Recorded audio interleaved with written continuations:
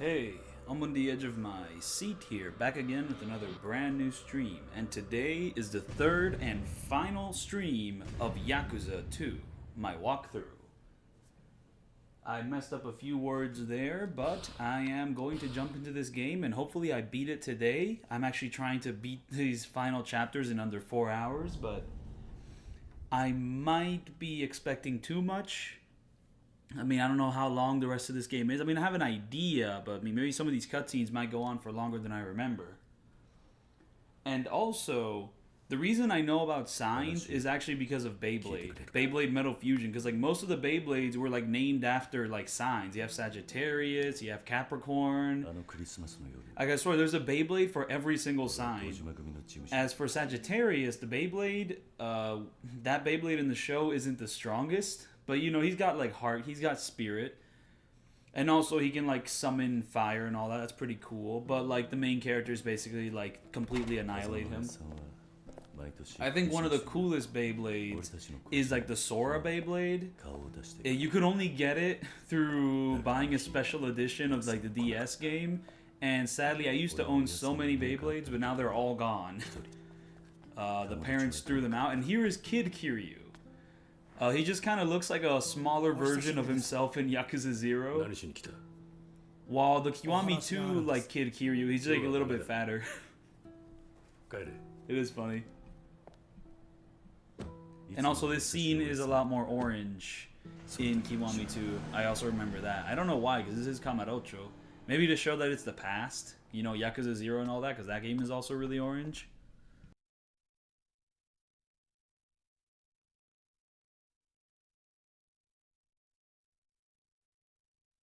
But yeah, no, like while I was like kind of idling around, I was thinking about just starting this stream.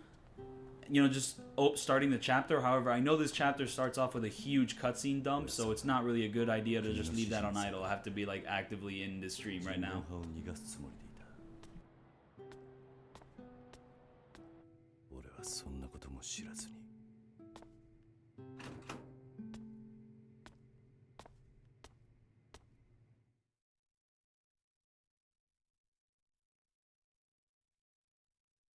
Kaito Files, I do need to get around to that. I mean, I've basically no damage chapters 1 and 2 of that game. I just have to no damage the rest of the boss fights. I do have to get around to that. I'm basically like a little under halfway through. Actually, a little under halfway through. Like under. But hey, I mean, the game has like 4 chapters, and I did 2 chapters. Just that those first 2 chapters don't have that many boss fights. It's chapters 3 and 4 where the boss fights really start going fucking crazy. 仲間を呼んで裏口から逃げるんだ。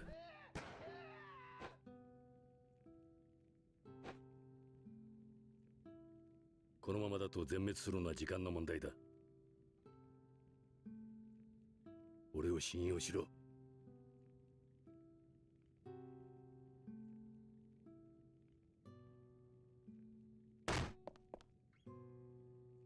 カズマ。やはり罠だったんだな。待て。そいつは登場界の人間じゃない。Back when Kiryu sounds like Link.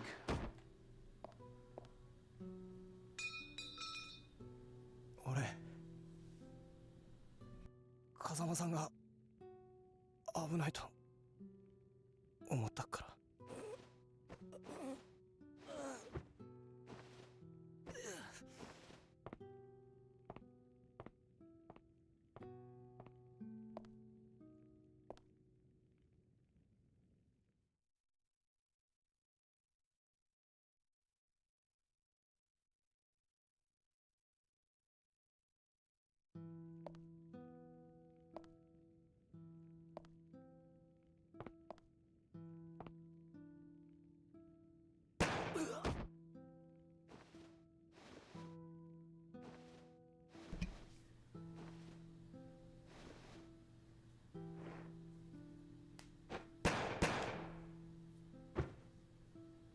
There's a lot of the same cutscene being replayed in this game. I mean, yeah, they do keep coming back to this specific moment again and again, but I think that's awesome. I love how it keeps coming back to this, like, inciting incident, like, 20 years in the past. It just gives the game, like, a huge sense of scale, like, in its narrative.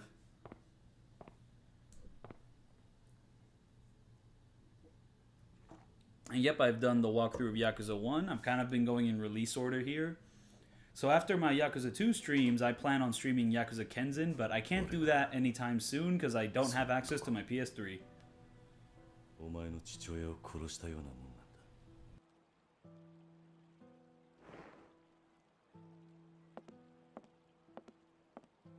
俺を撃たないのか。どんな償いでもすると言ったろう。かっこつけるのもいい加減にして。親の仇を取らせれば自分が犯した罪が軽くなるとでも思ってんの？罪を償うから俺を殺せだなんて。人はね、そんな簡単に割り切って生きていけないのよ。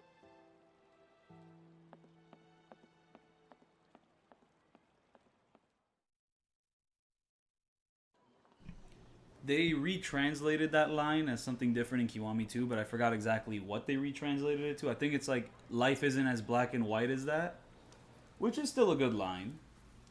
Though I guess I do kind of miss when translators weren't trying to be really fancy with every line they do, but it's not a bad line. It's not a bad line change. It's pretty good. But yeah, no, here's like one of my favorite scenes in the franchise. Love this scene a lot, though I think this scene may get my stream copyright claim because it is a licensed song. And this was back when they didn't get rid of the licensed songs in the Western releases of the game. But Yakuza 3 onwards, it just kept getting rid of the licensed songs. This is also the first time I've seen this scene in 4:3 aspect ratio instead of like a full frame ratio. A little weird. 罪を償うから俺を殺せだなんて。人はね、そんな簡単に割り切って生きていけないのよ。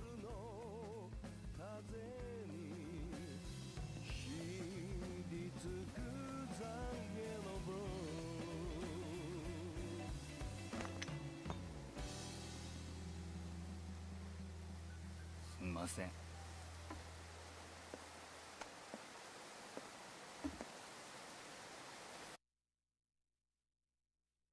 Oh yeah, one of the coolest details about this cutscene is that like the stab is completely silent, but you can actually feel your controller rumble when the stab happens.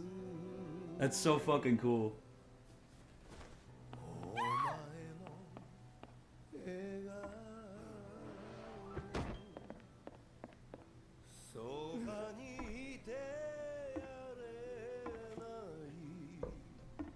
And yeah, no, in Kiwami 2, when he gets stabbed, they just play a big stab sound, like a fucking, he's stabbing a tomato, and it sucks ass, and I hate it.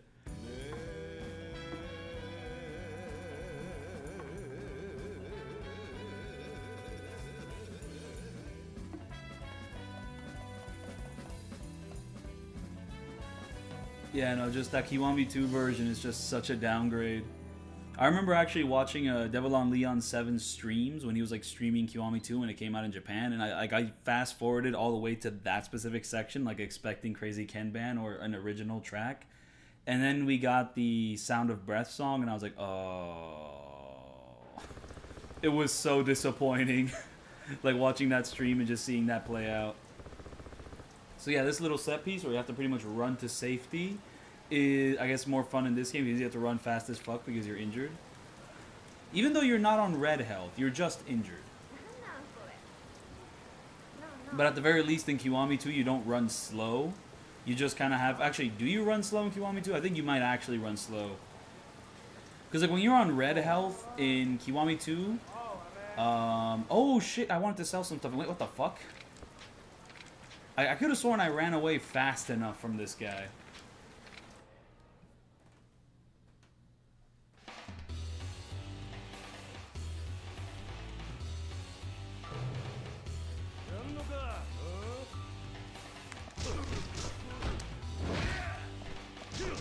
Mind you, getting into combat actually won't be too hard. Oh fuck, this guy flips me, it will be. Fuck. This is like the worst case scenario. I did not want to get flipped. Don't fucking flip me, dude. You're an asshole. Oh, what's that? Wait, what is this? It took a while for them to say it was a golf club. Oh, wait, I think in order to like learn how to use the golf club heat action, you actually have to play golf in this game. And I'll tell you, the side missions involved with golf in this original game are hell. I hate them. You have to do something very, very specific, and it's so fucking difficult, and I hate it a lot. But anyways, yeah, I was yapping about something. All right, so yeah, Kiwami 2. So yeah, there's a moment in I think maybe in this moment, like specifically in this chapter in Kiwami 2, I think they actually make you run slow, but I could be wrong on that. But I just know that when you're on red health in Kiwami 2, you don't run slow. I think it's just like that one set piece they actually make you run slow.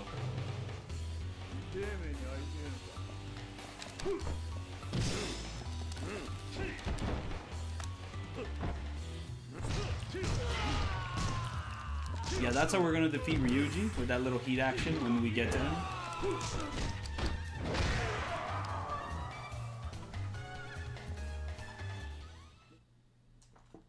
So yeah, I should probably invest some time in playing golf. Though I don't know how you get the golf heat action. I don't know if there's a specific thing with that, but that you do have to play some golf to get that heat action. But I forget exactly if you have to like complete every single golf thing or just do a single golf.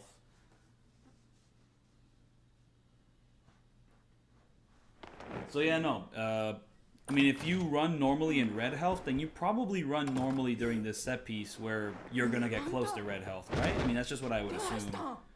But, you know, it might be a unique set piece. Maybe they coded it to be unique. And there's Kawara. Ooh, his story's gonna come together soon. But not too soon. Yeah, no, I think I could probably beat this entire game, just the rest of it, in about 4 or so hours. And then I'm gonna go see Spider-Man 1 at around 7. Yeah, I'm gonna go see that in theaters. I love me some Sam Raimi Spider-Mans.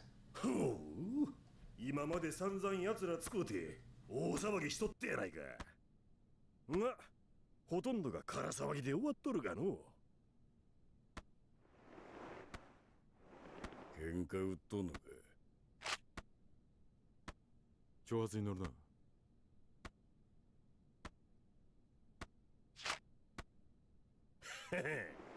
お前も少しは大人になったの。せやけど、近江連合の跡目はもうわしのもんや。What's my record for bicep curls? My goodness, I really don't know.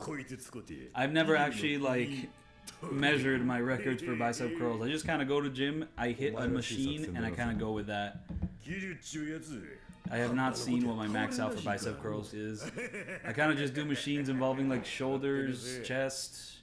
I actually did some curls yesterday. But beyond that, I have not seen what my records are. I just kind of go, I do like a starting cardio session, and then after that I just kind of go until I get somewhat tired. And this guy's laugh is goofy as hell.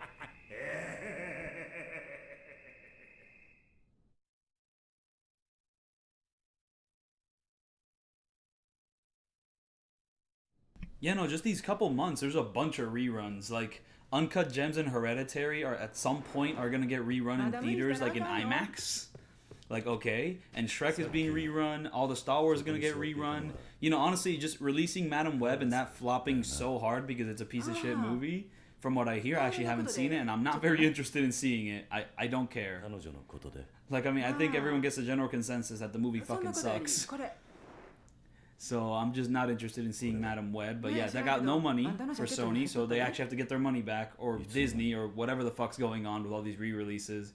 So they're just gonna re-release movies people actually like.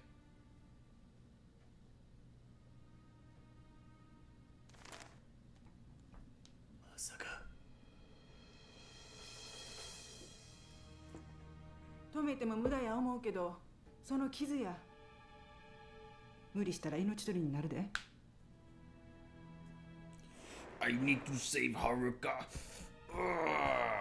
I must save Haruka. I have to fight the fucking tigers. 彼女来なかったか。カオルのことやったらカーラさんに任しとき。ええか？くれぐれも無理せんとな。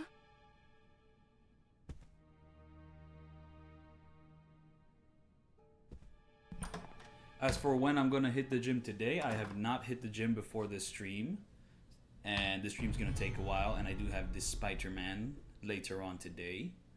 I actually think I might try to hit gym after Spider-Man, because I think watching Spider-Man, I'm gonna be like, oh my goodness, Spider-Man's so strong. I gotta be like Spider-Man. So then I go and become Spider-Man. Oh yeah, we're actually gonna fight someone at the golf place. Though we're not gonna play golf against them. We're just gonna beat them up. They're like one of the mini bosses.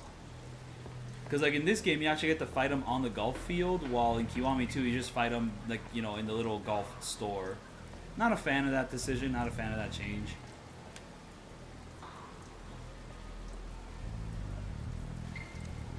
Is that a locker key just hiding there? Yes, it is. My goodness. And I also love the rain. Just the rain in this setting, even though it is a little minimalistic just because it's PS2 graphics. But, you know, it just adds a lot of atmosphere. Love that. Hey, Purple Man, please help me out, yo. Even though you're going to betray me later on, I need some help.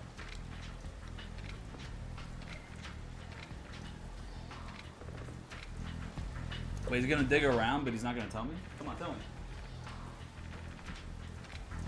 I mean, okay, dig around if you must, and I don't want to fight you. I'm not interested.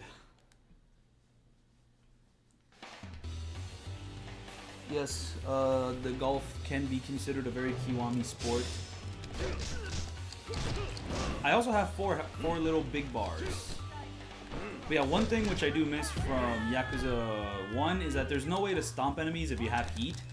If you have heat, you basically have to use heat in order to stomp on them. You basically have to like wait for them to get back up. While in Yakuza 1, you could press like square and it would still stomp them if you like had heat and didn't want to use it for like a stomp or whatnot. But here, if I press square, I can't stomp them. Instead, I just do my light attacks, which, you know, has its own uses, but still, you don't have the convenient like choice of just being able to stomp them without wasting heat. You have to waste heat. So, you know, Seguichi from Yakuza 4. I don't know why you were so skinny in this one.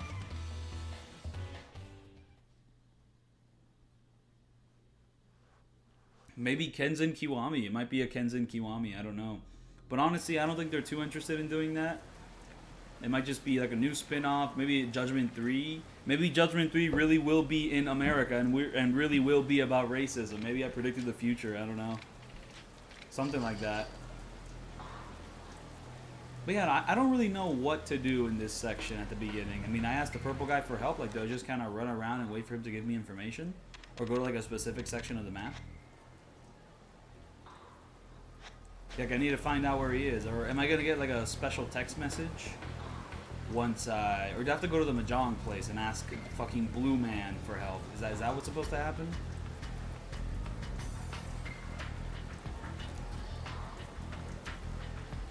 I mean, I do kind of want to play golf normally, so maybe I'll just hit up some golf.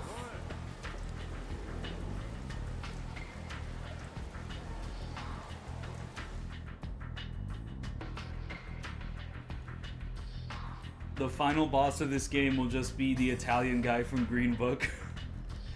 Honestly, I forgot the actor's name. He's an incredible actor. I would actually love to see him in a Yakuza game just for the lulz.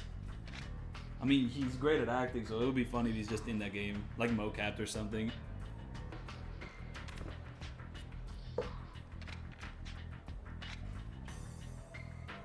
Like, do I have to do the fucking beginner's course, intermediate course, advanced course, or pro course in order to, like, learn something? I don't know. Let's just do the beginner's course. Because I don't want to hate myself just yet. Is it the Aragon actor? He's like Vigo. His name starts with V. He's also in the movie Crimes of the Future. He's in a couple David Cronenberg movies. But the only one I've seen him in is Crimes of the Future. Bro, he gets around. He's pretty swag. Boom, just a perfect shot. Will that hit the 100? Yummy. Yum, yum, yum, yum, yum, yum, yum, yum. 100, 100. Let's do it, let's do it.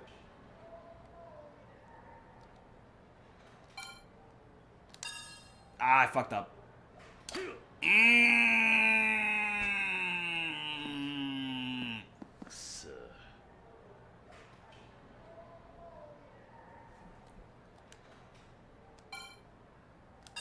There we go. That's a perfect shot right there.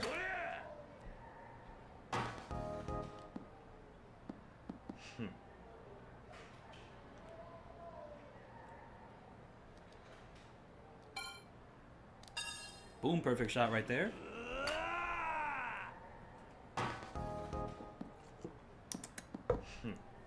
It's just that with the really, really advanced courses, like, I mean, they don't want you to do like 100 and like perfect shots. They want you to do some really weird shit. And I fucked up.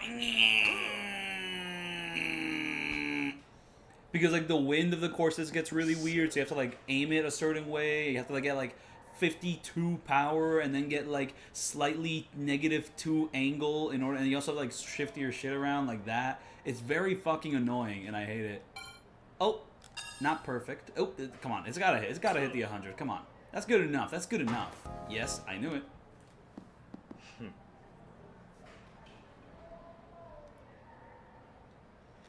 And also, I am praising the Italian guy in Green Book, but pretty much Marshall Ali. I actually know that guy's name. That's also a fantastic actor. It would be dope if he just pulled up in Yakuza, just the two of them, for like no reason. Boom, bam, pow.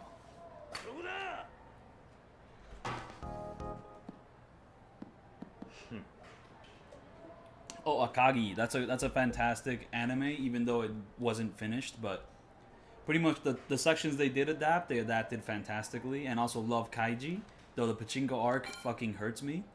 It's so fucking boring after a certain point. It's just fucking Kaiji pulling shit out of his ass, and it annoys me. But before that, like, Kaiji was basically a perfect show. I love that show a lot. And Akagi's awesome. I love how dark the tone is with like Akagi and all that. Especially that scene where like he pulls a gun on like those bullies or something. It's fucking crazy shit. I really gotta read the manga for Akagi, even though I hear that like that one final Mahjong battle lasts like fucking 500 chapters or something, and it like just gets dragged on to an insane length, but like it's really engaging.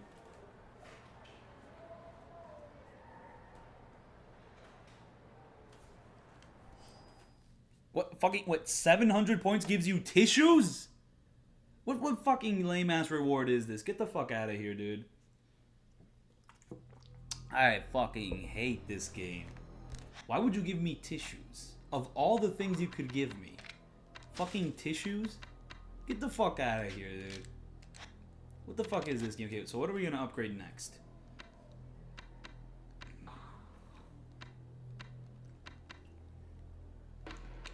I mean, I kind of want to get everything more equal, because I'm pretty sure the chiropractor, you kind of need to equalize all your upgrade trees here.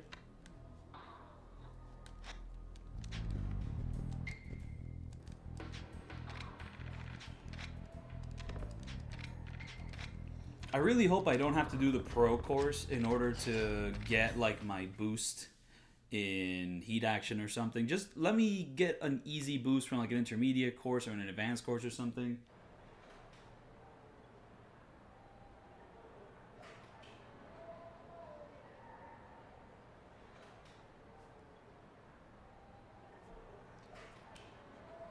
Wait, the Daidoji and Watase family are all modeled after real actors? That's funny. See, look, the fucking wind is all fucked up. Look at the 100 is all the way down there. What the fuck is this, dude? I hate this game. You have to do weird shit from here. And also, I'm not used to just fucking doing that.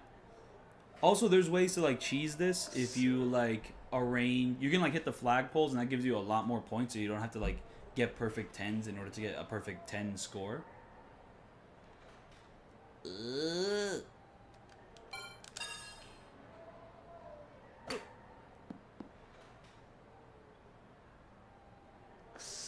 Well, okay, I definitely need more power than 36 in order to reach the 100 over there.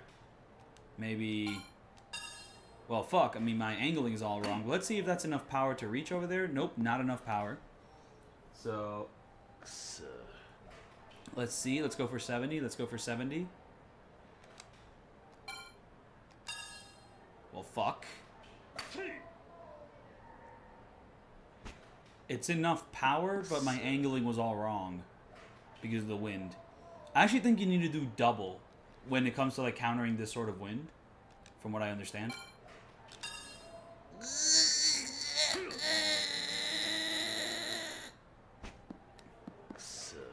Like, it's already, the intermediate course is already pissing me off. I don't fuck with this at all. No, I'm out of here. I don't give a fuck about no heat action. But for an 100%, you're gonna have to get good at this game. So, you know, just keep that in mind.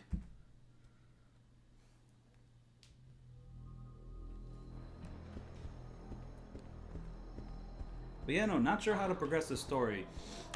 I love this little angle here. You have to get up nice, close, and personal with the PS2 model of Kiryu. Hey, come on. Trying to get uncanny here. Come on. Look straight at the camera. Not there. This is too normal. I want it to like be straight on. Or you could just continuously keep walking forward.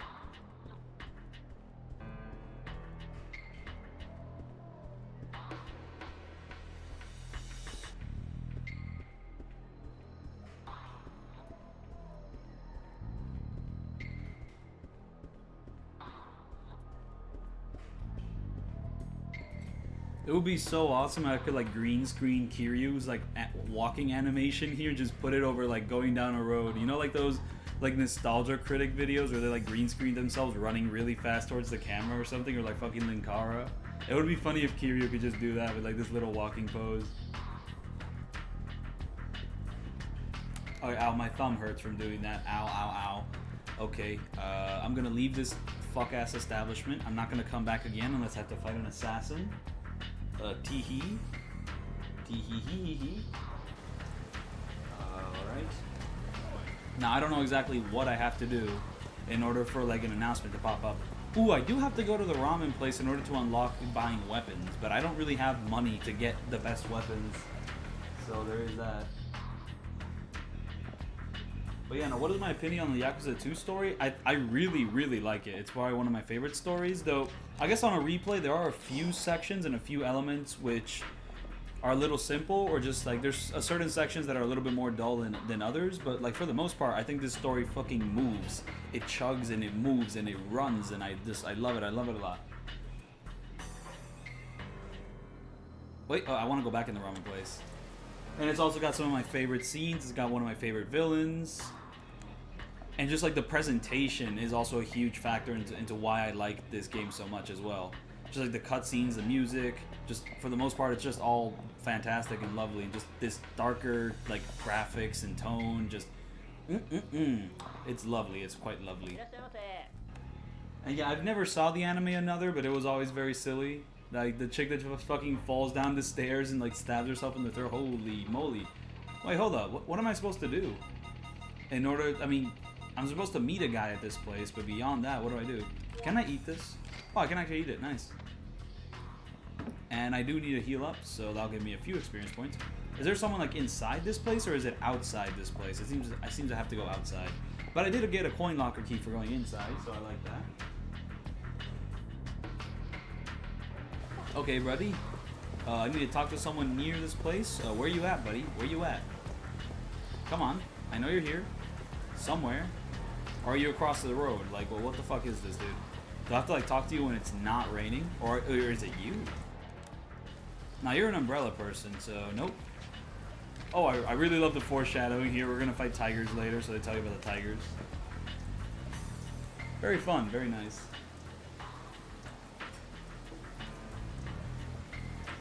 Oh yeah, no, I mean, I do plan on going through the Kurukio games in my little walkthrough here.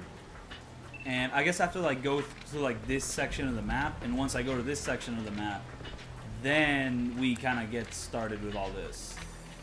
Very nice, very nice. But yeah, no, I mean, when I'm doing my Kurukio walkthroughs, I do plan on emulating the English patches. I'm gonna be sending a bunch of stuff to like the item box. Like lightning bomb, my goodness. Fighter's bind. I don't really want a fighter's bind. An iron umbrella. Ooh, ooh. That one lady did want an iron umbrella. I could give her that in Sinchaicho. We're gonna return there at some point. But I don't have that in my inventory currently, so I kind of have to go and get it. The calming towel. Oh shit, I mean, is it useful in this game? I don't know.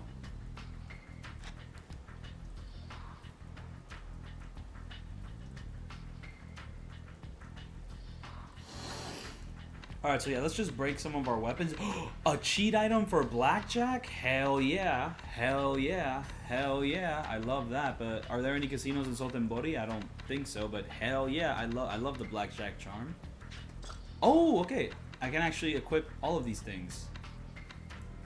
Alright, I got a little bit more defense. That works out for me. And I got a good amount of healing items. I'm pretty much prepped. I'm prepped and gripped. Infinite wealth coffee? One day. I'm actually drinking coffee right now. Quite crazy, but this would not be infinite wealth coffee. It would be Yakuza 2 coffee. I think a very soulful 2006 coffee. Coffee from specifically 2006. It's very aged, and motherfucker, I don't want to fight you. Should have got. I avoided the golf building because I didn't want to go in there again, but I actually have to go in there in order for a story thing to happen.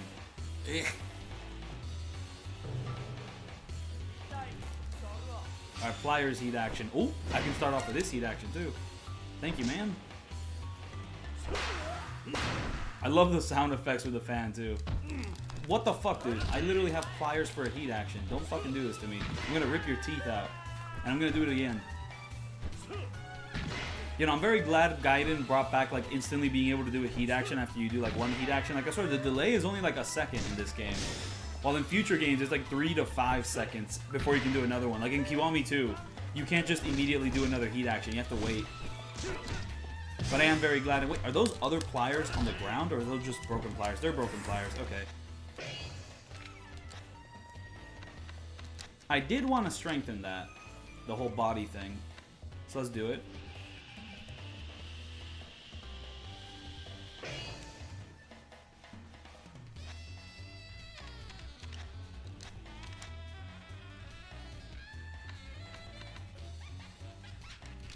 This thing really won't be too useful, but it is funny to use. Just like burn them to fucking crisps. Wait, it only has 8 durability, but your durability... Oh wow, it really does have durability, that's funny. And you don't do any funny heat actions with it, you just hit them. Oh, that's it. This is gonna kill you.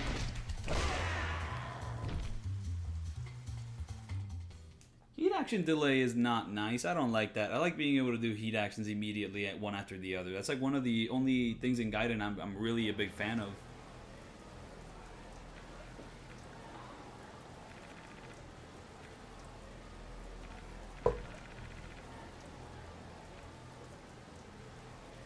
Though yeah, no, like heat actions, being able to do heat actions like immediately one after the other did mean that there were some pretty dominant strategies in Gaiden.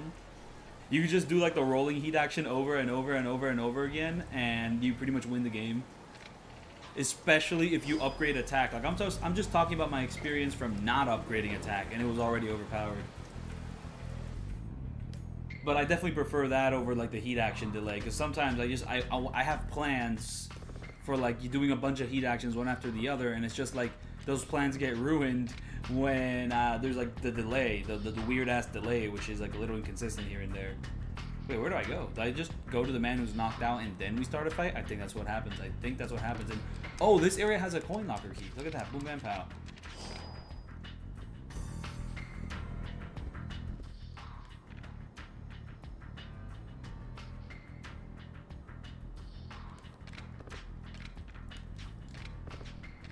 Who did this to you? Hiroshima. Wow, Yakuza 6 like reference. Very nice. Planning things out. Well, I think this guy is literally called Hiroshima, which is weird.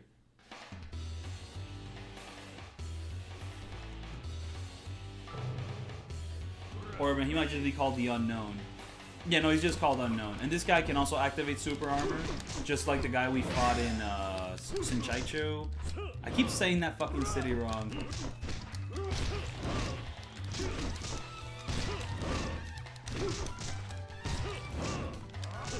You do kind of reach a point with Yakuza 2 combat. Like, it's just so much more fun to play than most of the future games. But future games do kind of have, like, a better end game with the combat. Where, you know, like, the complexity gets more complex. While with Yakuza 2, it is a pretty simple at its core. So at some point, you just start fucking them up like that. And it's still fun, but, you know. Like, I guess your options do get a little limited in the sense of you're not doing any... Like, you're not doing too many sick parries or anything. You're just fucking beating them to a pulp. And also, you don't unlock your parries until really late in this game, so you can't utilize them too much.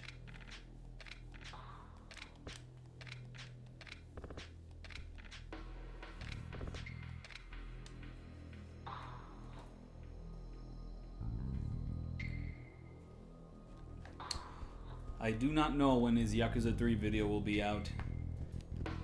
I hope so soon. Would like to see a Yakuza 3 video from Civet.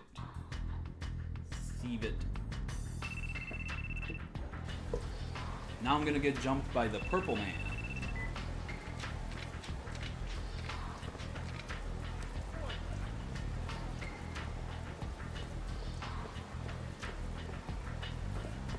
And on my journey to go see the Purple Man, I'm close to the coin locker, so I'll just go to the coin lockers, get some stuff.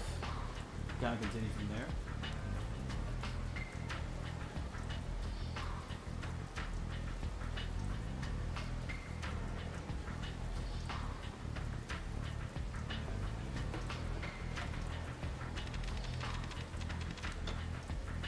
An Italian wallet.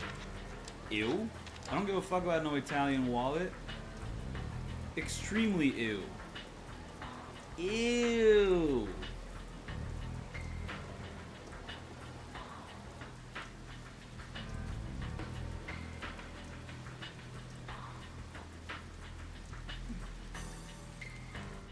Yeah, I guess it is funny how, like... Wait, what about Yokohama? Isn't that like a real place? Wouldn't Yakuza 7... But I guess Yakuza 7, like, its area also got, like, a unique name. But yeah, no, it is funny that, like, if that is true... Oh, okay, I see. They did change it. Like, in Yakuza 7, they did change it to, like, be a completely different place. With, like, a different name. But yeah, it is funny that, like, Yakuza 6 is, like, the only one with, like, its name unchanged. It means that Yakuza 6 is the only one where Kiryu is real. Dude, he's real. He's fucking coming for you, dude. He exists. He really is in Onomichi. Or Onomichi.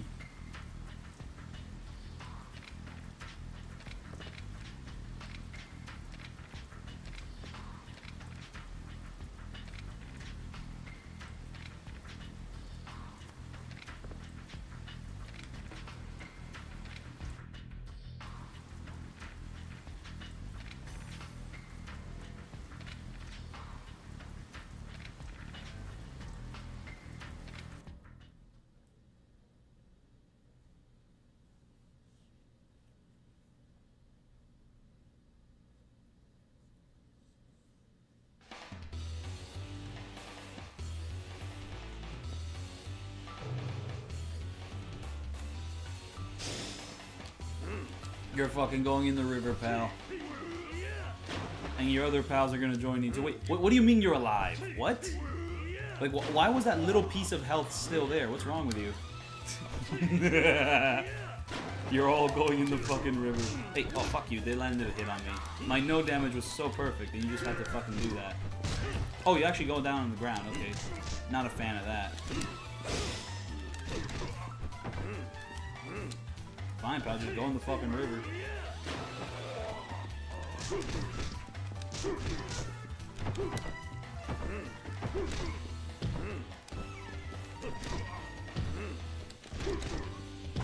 Oh, he died from that. Oopsie daisy.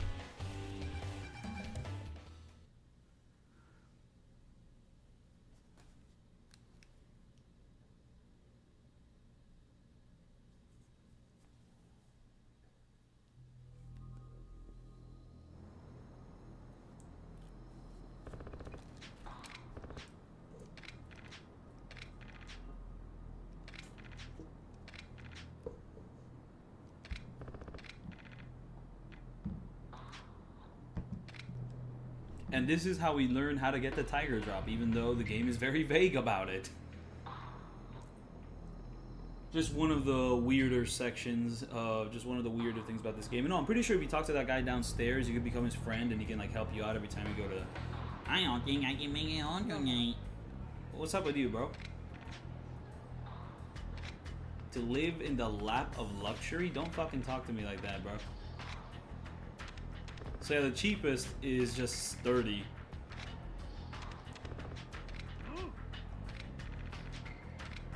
I'm not doing that, bro.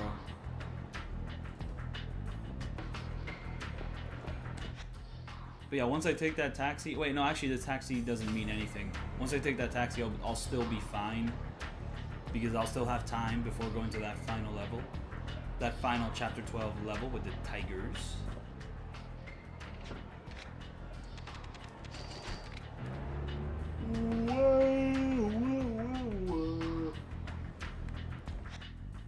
Yeah, and there's no coin lockers in this map, from what I understand.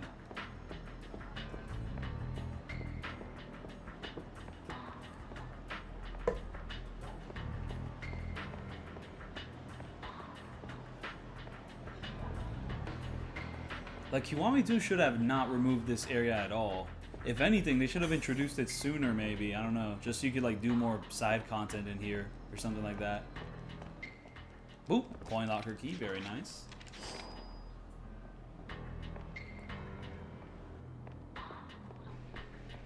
The placement of this enemy is very annoying. Like, right next to the objective, man? Come on. Come on, man. Get for real. We're gonna fight you in the parking lot. Oh, I should have brought the fucking umbrella. No. Even though that side quest really doesn't give me much. Can I talk with you? I guess not now. Oh, I guess I gotta talk with a lady first to like schedule appointments and all that. Can I talk with a lady? Not yet, I guess.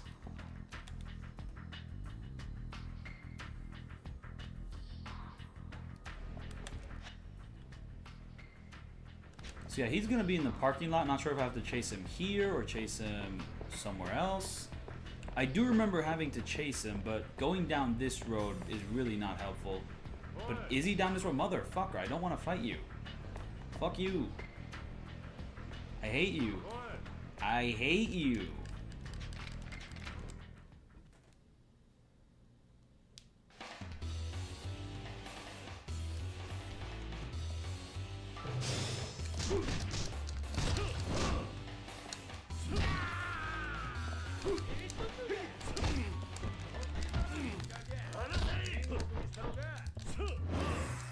Whoopsie.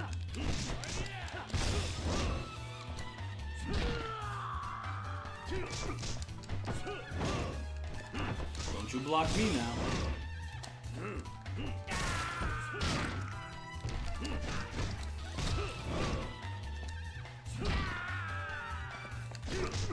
Just easy peasy.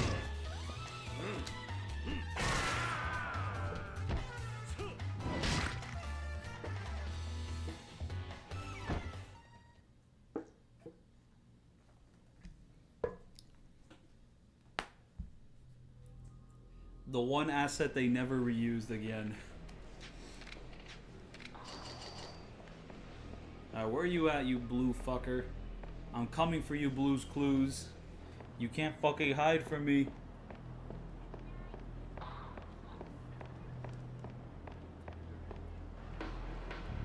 No, but actually, where'd he go? I think I did go the wrong way by doing this. Like, I know we end up fighting him in the parking lot, but maybe... Oh, there you are. Hello. The way chases work in this game is very weirdly coded, because, you know, you can't get too crazy because of all the transitions. Ooh, let me get a coin locker key. Oh, it's not there. Okay.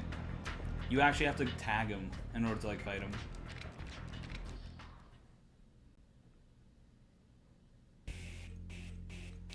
But yeah, nope, just doing good. I have not hit the gym before this run because I'm going to see Spider-Man later on today in the theater.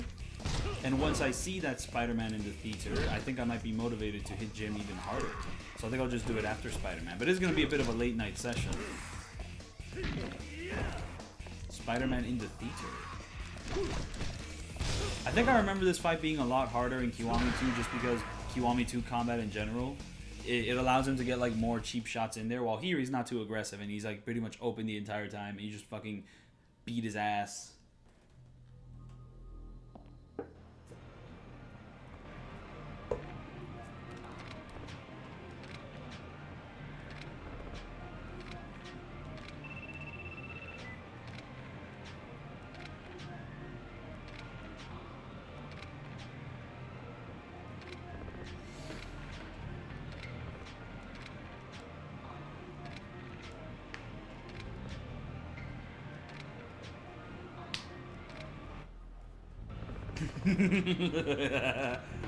Oh, it's never been more over for this fucker. Who are you? Like, are you a specific side quest guy? I don't know. I don't know what your deal is, man. Oh. Oh.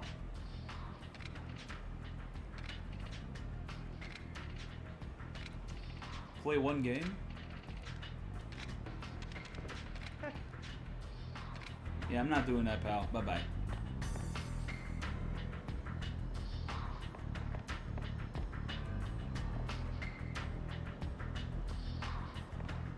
I mean, who's lazy or remaking games? I mean, okay, from what I understand, like, the remakes of Naughty Dogs are basically just the same game. But I don't hear that they, like, ruin anything. Well, with Yakuza, I would say Ryuga Gotoku is less lazy because they're actually making, like, new games. Like, the Kiwami remakes are basically brand new.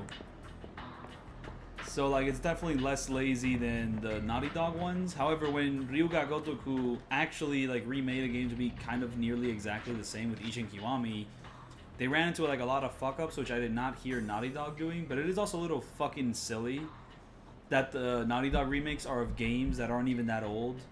Like, The Last of Us 1. Okay, it's not so much that The Last of Us 1 isn't old. I mean, it's over 10 years old. It's just that gaming has not progressed to the level where, like, The Last of Us 1 feels that dated. There isn't much difference between the games coming out now and, like, The Last of Us 1 in that little genre. There's definitely better games than The Last of Us 1. Honestly, there's better games than The Last of Us 1 that released before The Last of Us 1, but I'm just saying. Like, and also, I didn't hear that. And from what I heard of the remake of The Last of Us 1, it's not like they implemented that many of the combat improvements from the second game, which I haven't played yet. Oh, also, I do like The Last of Us 1 quite a bit. I was thinking about maybe doing a no damage of it one of these days. And I do plan to getting around to The Last of Us 2 one of these days, just kind of do a maybe not a walkthrough, I just want to play that game. Oh. Maybe I should just go to the castle right now. Fuck it. Because I don't want to fight Mr. Green Man over there.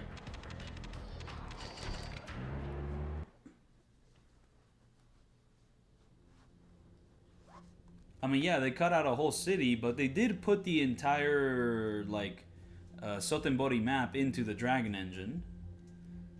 But yeah, they did cut out a whole little, like, section of the game, and I'm very mad about that.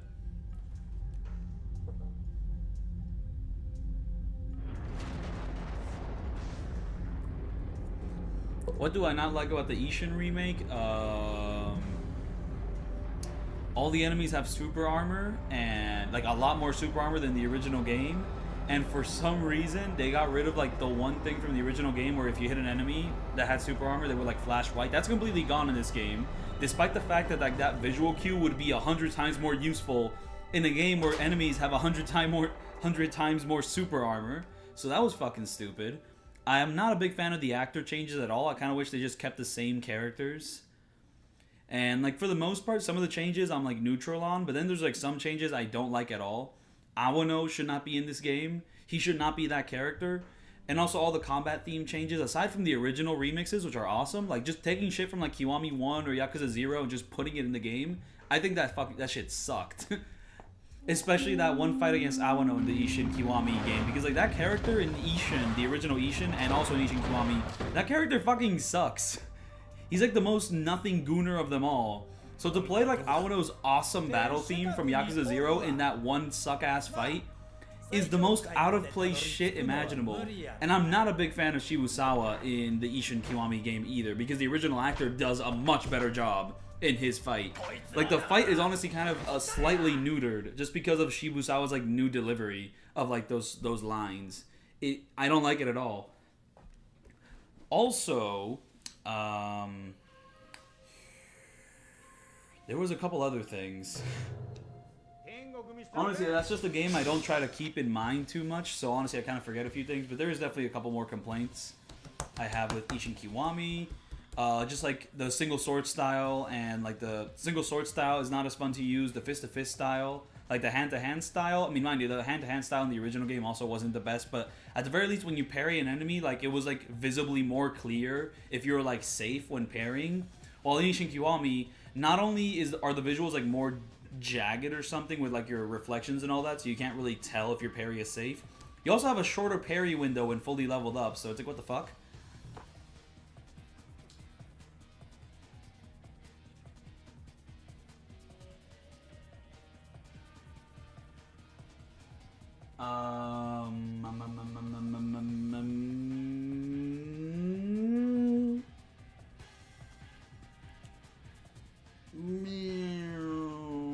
So yeah, no, just like Ishin Remake, I mean, the tagline for that one is that it's exactly the same as the original, just slightly worse, so I still like it, but it just pisses me off that it's just slightly worse in every aspect, to the point where I wish they just ported the original game and just like gave it English subtitles, you know, just localized it.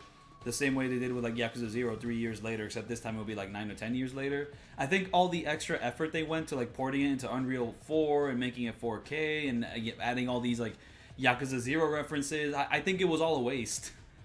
Because they just ended up making a lot of the game just slightly worse on like a bunch of little aspects, and it just kind of builds to an experience that's really frustrating, given the fact that it's the only version of the game officially in English.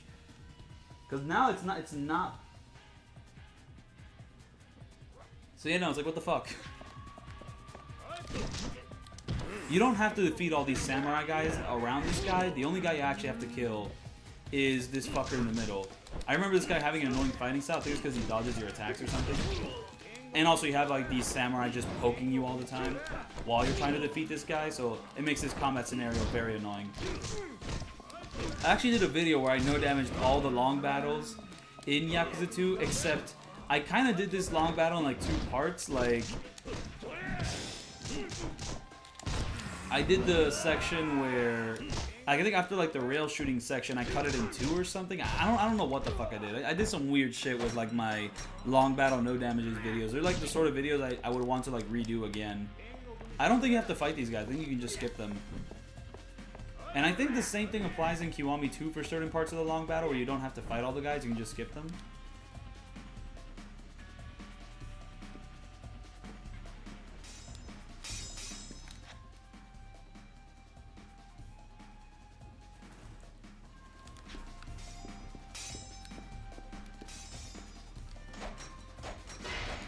Oh, I forgot QTEs during the long battle. Completely forgot about it. We got these ninjas who are a lot more annoying in Kiwami 2 because they use like the Ishin ninja moveset. Matchlock. This is funny. And I just completely missed my shot. Okay, wow. Well, fuck you.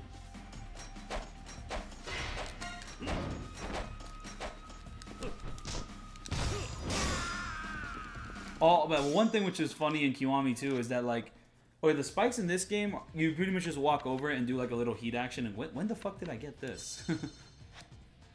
You just do like a little heat action. You're gonna do a little QT to avoid them. While in Kiwami 2, you actually have to like time going across them because they actually move in real time.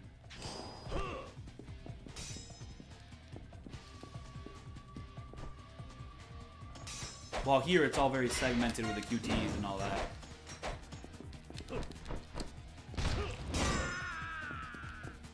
And also in my Kiwami 2 long battle video, I did the entire level on easy because I was under the impression that doing it on legend was impossible. But I'm pretty sure that's not the case because I'm pretty sure if you just equip the armor that blocks bullets, you can just block the bullets every single time they shoot you with them. And now this is a maze. And you have to go through the maze in the correct order, or, well, you just kind of run into enemies and run into extra items. But you could just do the maze in the correct order, climb, and then boom, you're done.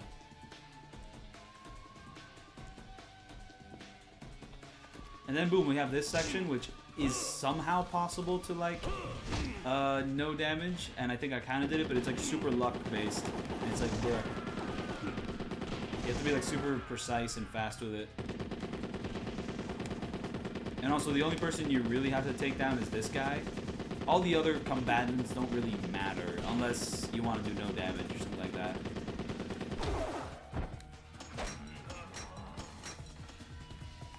Oh wait, actually I guess you do have to defeat all of them. Because I don't know how to unequip this.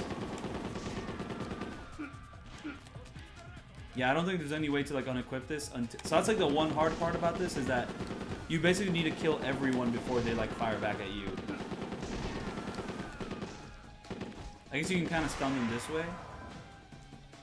While in Kiwami 2, like they can like actively climb to your position. So that's like another thing you have to watch out in Kiwami 2 is that you can block all the bullets with a certain equipment, with a certain piece of equipment, but then you gotta watch out for the guys who will actually climb up to your position to like, you know, fight you hand to hand, mano a mano. Well, sword to sword is more accurate, but yeah. Oh, item over there. Like I need more items.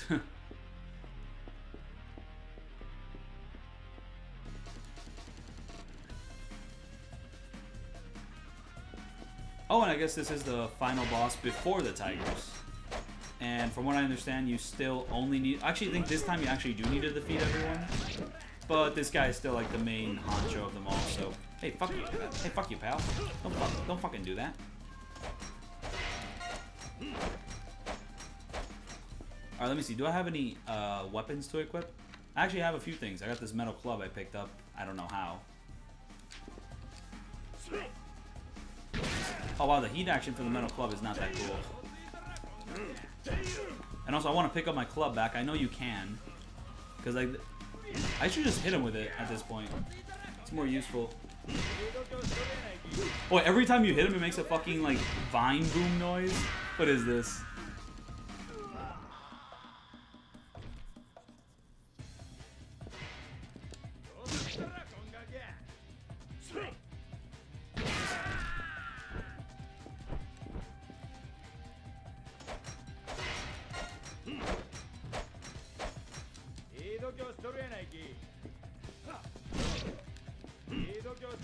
I don't know, I feel like in order to like rank all the long battles in the Yakuza franchise, I would have to no damage all the long battles in the Yakuza franchise, and then I can like, you know, say my opinion on them. Same way I like no damaged all the final bosses in the Yakuza franchise before ranking all of them, you know? But then again, ranking all the long battles in this franchise, holy fucking shit, that would be an undertaking of the gods. Not including garbage-ass Ishin Kiwami. Dude, I mean, we're gonna include Dead Souls in that. Oh, but the Dead Souls long battles take fucking forever. Oh. Rank, no damaging all the dungeons in Yakuza 7. Pretty sure that's just flat out impossible. No matter how high level you get. Like on Legend, at the very least.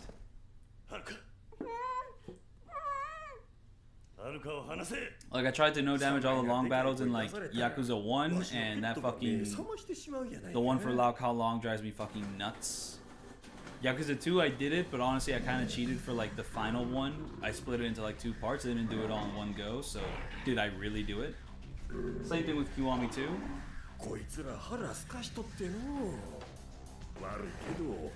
餌になったりや。 Oh, it's an awesome frame. まで噛み砕いとれや。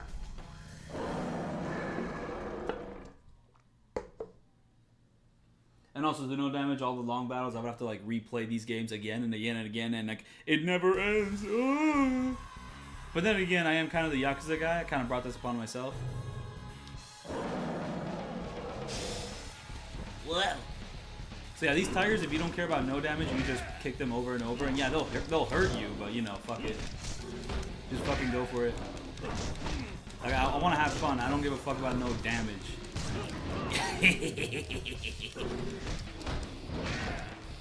Yeah, it is fucked up how you can't tiger drop these guys in your first encounter. It has to be like some new game plus shenanigans. Because it is possible to tiger drop them. Not like I'd ever do it because it gets too inconsistent. Especially on Legend. Holy fuck. Honestly, if I'm going to do all the long battles, I probably shouldn't do it on Legend. Okay, actually, I should do it on Legend just because if I'm going to no damage all the long battles, I do plan on, you know... Oh, fuck, they're actually dealing damage now. I do plan on doing the entire thing, so it being on Legend or Hard is pretty superfluous in the long run, because either way, I'm doing the whole thing in one go. That's the plan. I mean, for my future long battle videos, if I ever get around to that, I don't plan on, like, splitting them in parts. I kind of want to be legit with it. God of War long battles ranked? I don't want to do any of those fucking long battles. Get that? No! No! And oh, I forgot. Yakuza 3 has that fuck-ass chase with the Lao Kao long battle. Fuck that. Like, a long battle, no damage video would be so sick, but then I remember certain, like, long battles in this series, and I'm like, fuck that shit. Fuck that shit. Hold on, I thought if I just lowered the health bar of one tiger down, it would start, like, to feel the heat, but I guess not. Okay. Oh, wow, there we go. I'm doing it now. Do I have to do a QTE to hit him, or does it just automatically happen? Oh, it automatically happens. Cool. This is a QTE. You have to spam it hard as fuck. I remember that. And then after, you have to press one specific button.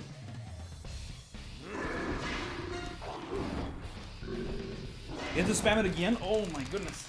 Very fucking demanding. And it's so demanding. Holy shit.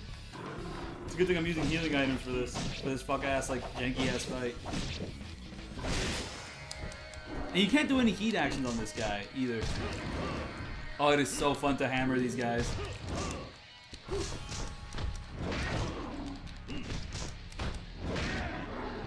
Well, I think to feel the heat moment, you actually have to activate a very specific condition. We have to, like, send them flying, like, 5 times. It's like a weird little thingy.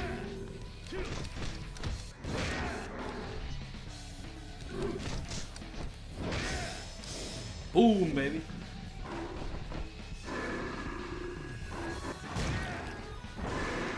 And yeah, like, Lost Judgment doesn't really have any long battles. It has this little stealth segments. So it's like, what the fuck? And the Judgment, and even Judgment, like, a lot of the long battles wouldn't be that fun because there's too many interruptions. Like, it just doesn't flow nicely. Mind you, even the long battles that do flow nicely wouldn't be fun because they would be fucking hard as shit. They would be so fucking hard.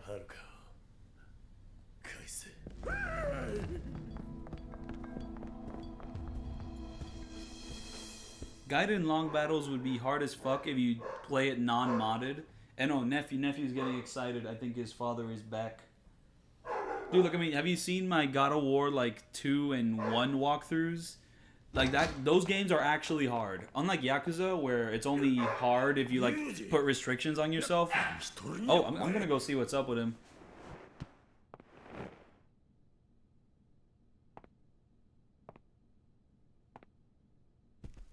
このおっさんの遊びに付き合わされてほんまご苦労やったな。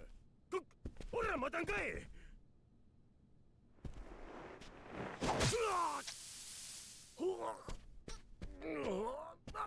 なんのまね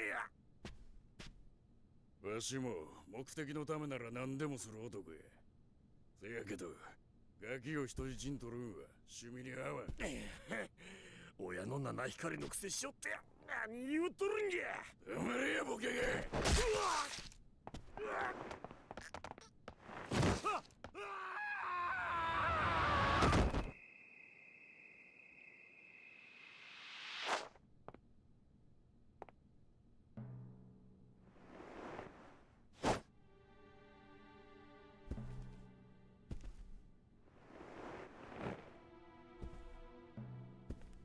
これで邪魔者は消えた。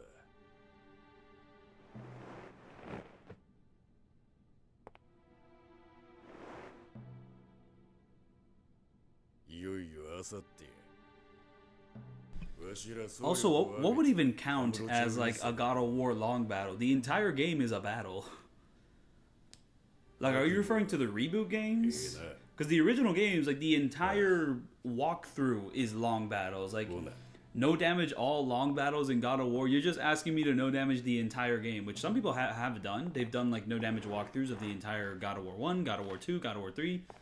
In fact, some people are insane enough to pretty much do like a no saves, you know, like no damage of the whole game, where they just pretty much do a speed run of the game while also no damaging it the entire time. Extreme Gameplays is super hard, is super goated for that. He did like God of War 3 in one run, no saves, never got hit. It fucking drove him insane, but he managed to do it. It would be fun to kind of try a challenge like that with some of the Yakuza games, just no damaging the entire game. But like just fucking the way that would work out. I mean, you could kind of get to a point where, you know, you just get certain items to like cheese the game. Maybe you could just play it that way. But still. Oh my goodness. ここに。ママからメモのこと聞いたの。そうか。無事でよかったわ。 Haruka had to watch a guy get fucking cut in half. That is true.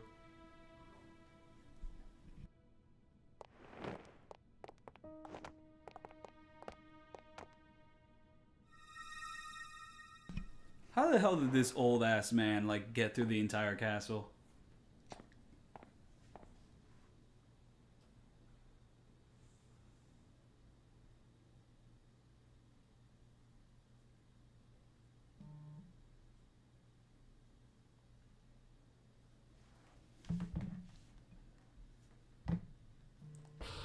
Boom, chapter 13. Chapter 13 is also going to be a bit of a side quest chapter where Haruka is like, hey, do you want to be an idol?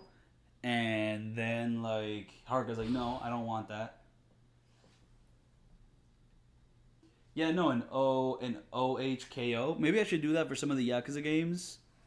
I think for some of them it could be kind of doable, especially if you, like, equip gauntlets and just start spamming that special move in, like, Yakuza 2 or 1. Though you don't really deal much damage that way.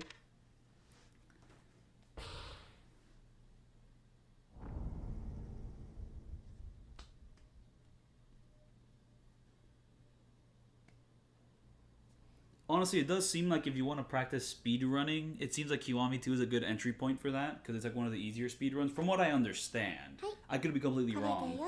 I mean, from what I understand, it basically just comes down to get a bunch of weapons and spam the shit out of them.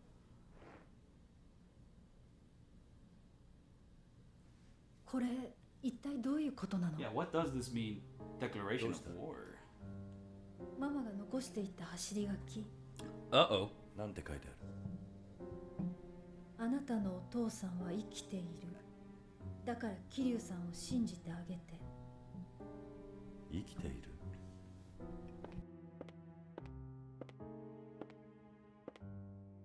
生きているって言ったって、一体どこの誰なのよ。ママ、こんなメモ残してどこへ行ったんだろう。民生さんの姿が見当たらないのか？この辺りを探してくるわ。I mean, I guess that is all Yakuza games. You can kind of get to a point where you'll adopt a cheese strategy. It's just that, like, cheesing Yakuza 3 is definitely a lot harder than cheesing Kiwami 2, I'd say. Though I do hear that you, like, the speedrun for Yakuza 3, it just basically amounts to gambling at the casino, getting a fuck ton of money, and then from there buying as many guns as possible, and then just using all those guns in the final long battle. That's pretty much like the Yakuza 3 speedrun. So you pretty much just get past the whole having to, you know, like, block or whatever. You just shoot them. So there we go. That's how you solve that.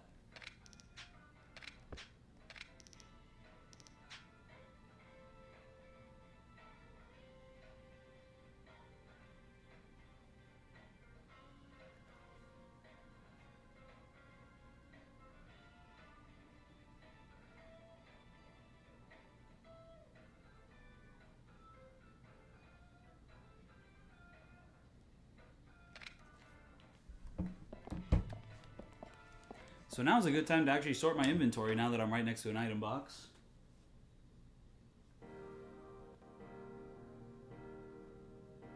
I mean, I've already said with the hardest game to no damage besides Gaiden. I mean, it's either Yakuza 3 or the Kurukyo games. It's one of those. Those are the ones which have driven me like the most insane overall. Gaiden, like near the end, not really. It's just that the reason Gaiden is hard is because you have no options, you know, aside in like besides doing new games. So and a lot of those beginning boss fights are just like unfairly balanced for like a new game run for like no damage. You have like barely any moves, so when you have to fight fucking Gunman and a huge ass crowd in the beginning with barely any upgrades, yeah, it's fucking hard as shit to no damage it. It's like, what the fuck? What is wrong with you? I hate you. And also, I didn't fully understand all the tech which Gaiden had at the time, so it was still hard because I was like still in the middle of figuring all that out. So like the stuff like how I probably should have bought the dodge move where I press triangle with agent style and super mode. I should have bought that first instead of buying some of the other upgrades. So because you have a limited amount of upgrades, because like when the upgrade system gets introduced with the Akame points, it's a whole fucking mess is what it is. So you know.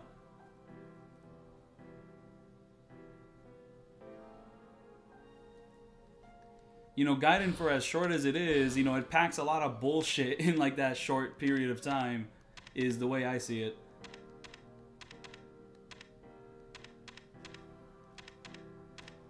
And also, I'm not going to be gambling until I reach Kamurocho, because I don't even know if there is a gambling place here in Sotenbori. I don't know where it is. So, excuse me. What the hell does the flash grenade even do? I should probably like just get this, equip it, and then use it in whatever fight comes next.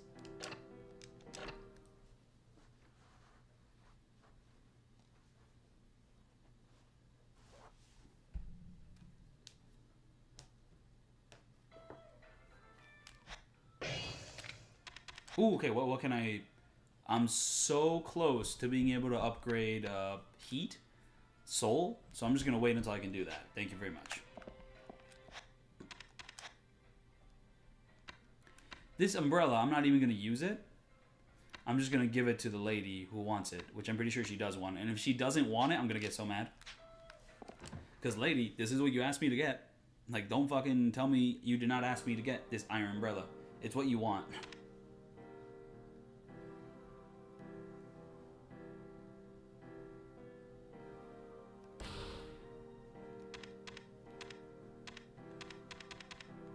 Wait, how many different grenades do I have? I have a good number of grenades.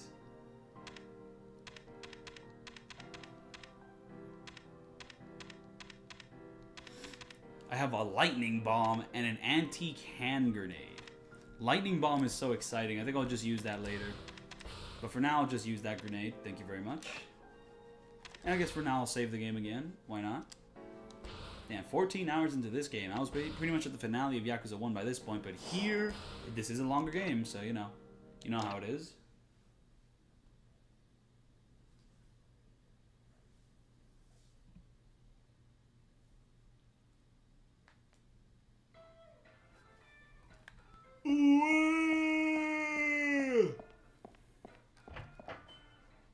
Shinchaicho!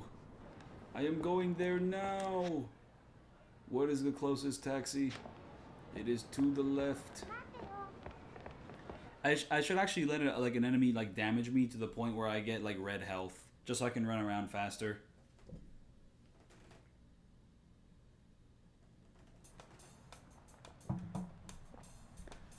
I wonder, is there an item that actually lowers your health in this game, like there is in Yakuza 3 with the worm? Hmm? はるかの知り合いか。違うよ。福永さくら、女優さんだよ、有名な。じゃあ社長、来期のドラマの件よろしくね。ああ、わかった。どうしに任せとかんかい。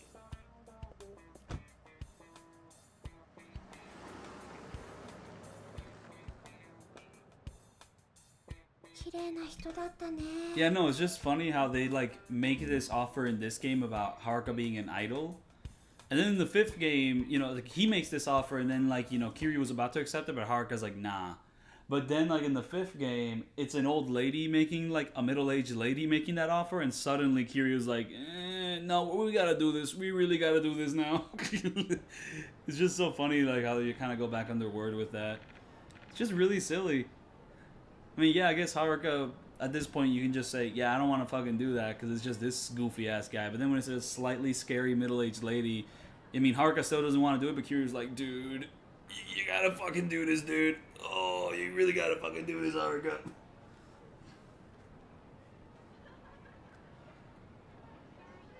I don't know, being a scary middle-aged lady does get you further than being whatever the hell this guy is.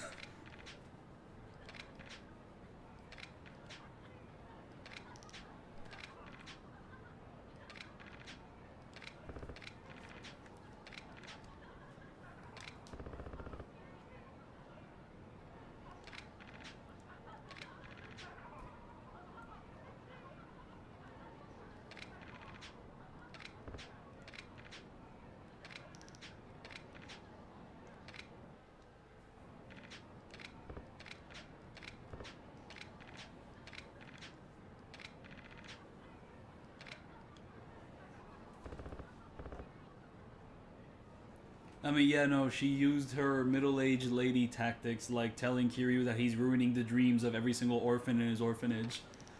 That was fun when she did that.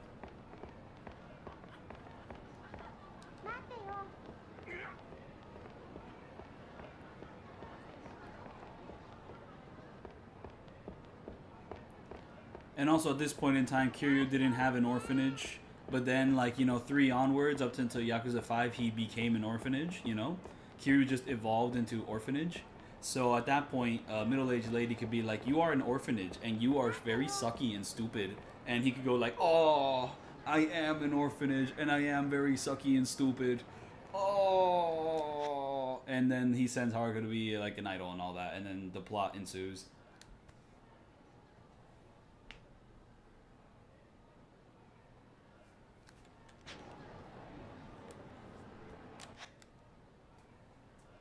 Wait, what the hell did I want to do anyways? Oh, right, I wanted to go to Shinchaicho, actually, in order to... Wait, do I call this guy? Like, how do I go about, like, doing the main story here? Whatever, I'm gonna go here first, gonna give her the iron umbrella, and then just kind of move on from there. Even though I'm pretty sure it's not the last thing you have to do for that lady to complete that little side quest chain. Like, she's gonna want an iron umbrella, and then she's gonna want this, then she's gonna want that. But, you know, I have the iron umbrella, so I thought I might as well just drop it off. Okay, here, take it, why not?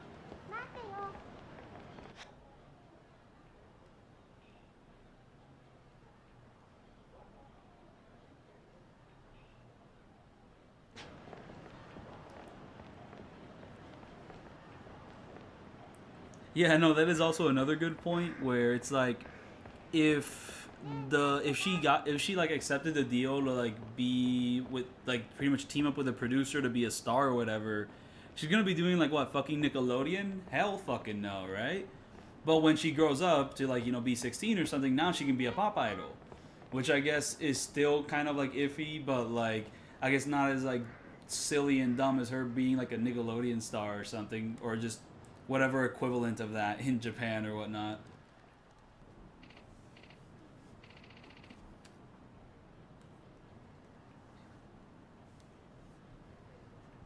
I mean, I don't know. I feel like whatever Kiryu has to deal with the anti-gang laws while running the orphanage would probably be less painful than the entirety of what happens to him in like Yakuza 5, 6, Gaiden.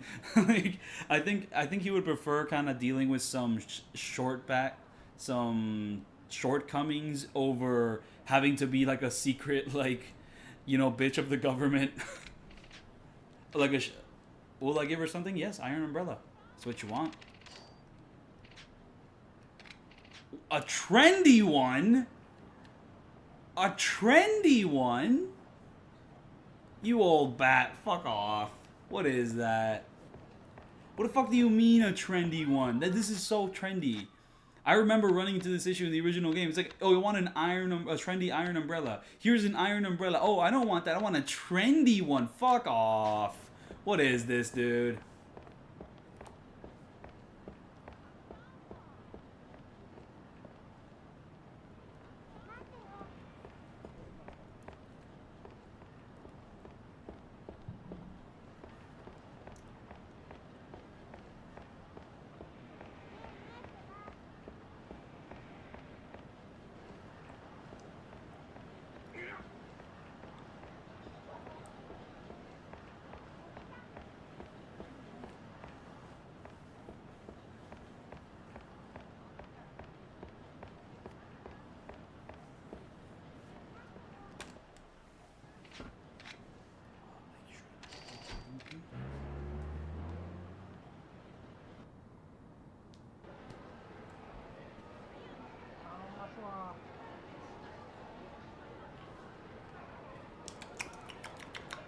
Like, do I have to actually go into my inventory and call the number physically?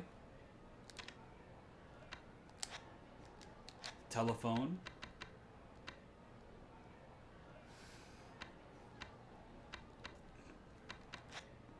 No need to use it now.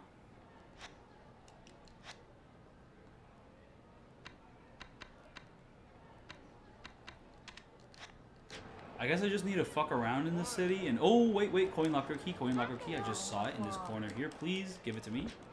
Ah, fuck, but this guy still wants to beat me up.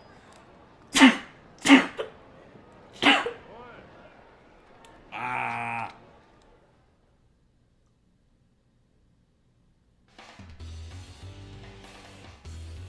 I'll just test out this grenade on you, asshole. Since you want to be an asshole about everything. Flash grenade, get flash! I didn't even see the flash. What happened? That was really underwhelming.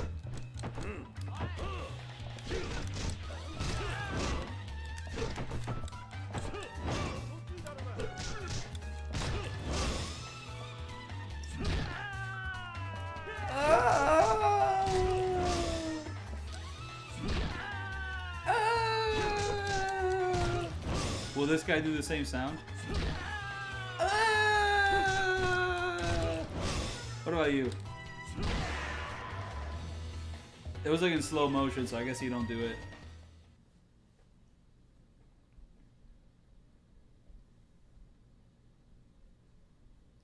Oh, that was just a basic grenade? No, I'm pretty sure that that wasn't the basic grenade. I didn't equip it. Asian digital watch, get the fuck out of here. I don't want this. Get this away from me. No, this is the antique grenade. The other one was a flash grenade. You got mistaken with what I equipped. Yeah, I don't know what I'm... Oh, I should run into an enemy encounter and let them lower my health. That's what I'm supposed to do. Fuck you, I'm not... Get these fucking tissues away from me. I hate you.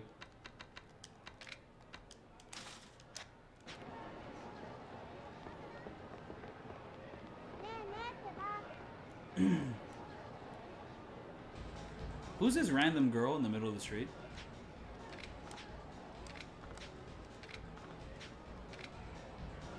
Wow, it's like the camera focuses in on her like she's gonna be a sub-story character, but she ends up not mattering at all. Or maybe she's related to a sub-story.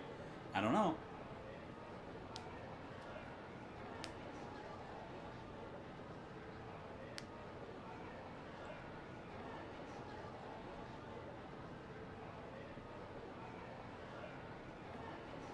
I don't plan on doing an 100% run for Yakuza 1 anytime soon because I prefer to do most of the franchise instead of that game. Like, I mean, Yakuza 1's a great game and all, but like I don't want to 100% it. I really don't. Even though Yakuza 2 is a much bigger pain in the ass. That's not even true. Yakuza 1's like completion list is probably very similar to Yakuza 2's completion list, but Yakuza 2 just has more. So Yakuza 2 would be the bigger pain in the ass, but Yakuza 2, I just like the game better. So I would prefer to do an 100% like walkthrough with Yakuza 2 because it's like my classic Goo Goo Gaga baby. And by the end of that 100% run, I'll probably hate it or something, but it is my kind of special PS2 Goo Goo Gaga baby. So I really would want to 100% it. There we go, roulette. I can cheat at roulette. Oh, I actually don't have that much money to spend on buying chips for gambling. I actually need to make more money. Oh, I really want to redo my inventory because now this shit is... They have a sobering effect. I'll just eat it now. I just have no clue what I'm supposed to do at this point. I'm just kind of fucking around. Just kind of walking around, trying to run into something which activates the next story scene. Because, I mean, I know what I have to do later on. I have to go to, like, a bar. I have to find the singing woman. But for continuing this idle plot story, I'm actually I'm at a loss of what to do. I mean, if I really wanted to, I could do, like, a Yakuza 3 playthrough on my PS5 because I have the remastered collection. But I did really want to play Yakuza 3 on the original PS3. But I could maybe just go for a remastered run. Just kind of deal with whatever remaster issue it has, because I really did do that for my No Damage run. Oop, that's a side quest guy. Let's beat him up. Let's fight.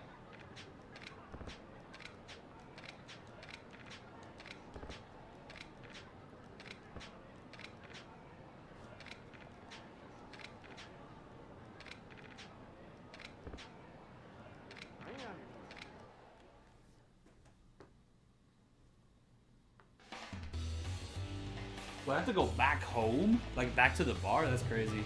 You're gonna get fucking grenaded, dude. I'm gonna grenade you so freaking hard. Wow, you completely dodged that, you asshole.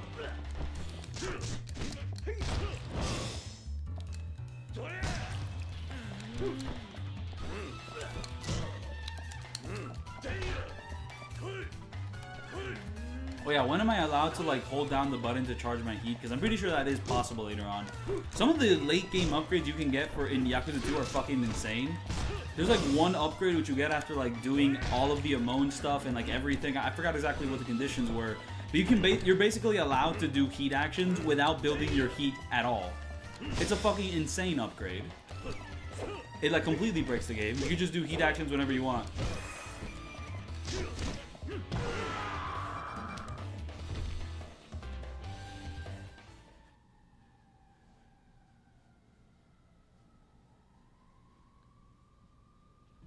I mean, just like 100%ing any of the Devil May Cry games is gonna get annoying because you have to like pretty much play them on every single difficulty, and also just finding all the hidden items, doing all the secret missions. That shit gets very tough. Oh, okay, so every guy you fight does give you a bunch of experience. Boom! There we go. I can upgrade this now.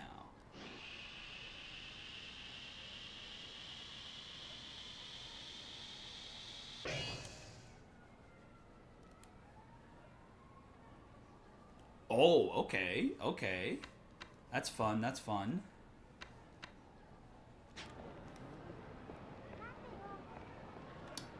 Maybe I can sell off a couple of my items, my weapons, and it could be like useful maybe?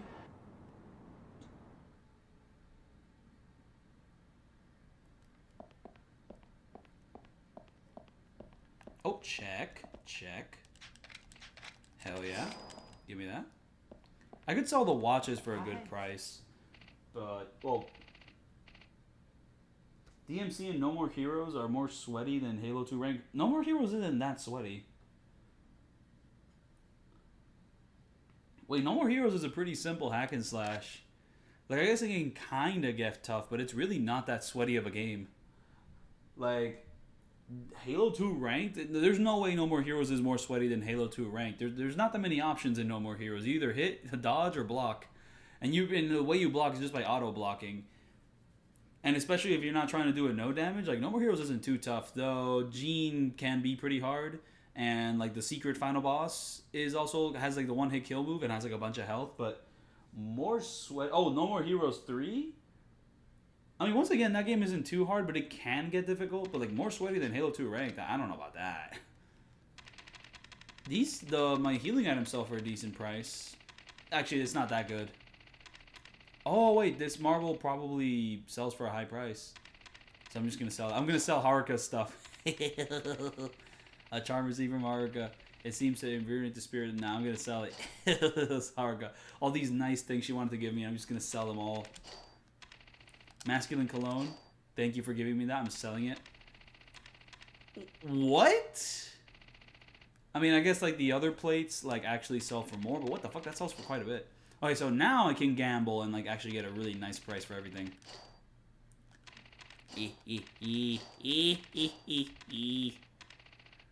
Ooh. Ooh, that's a nice piece of equipment. There we go. That's what I'm talking about. We're rich again. I can gamble and earn more.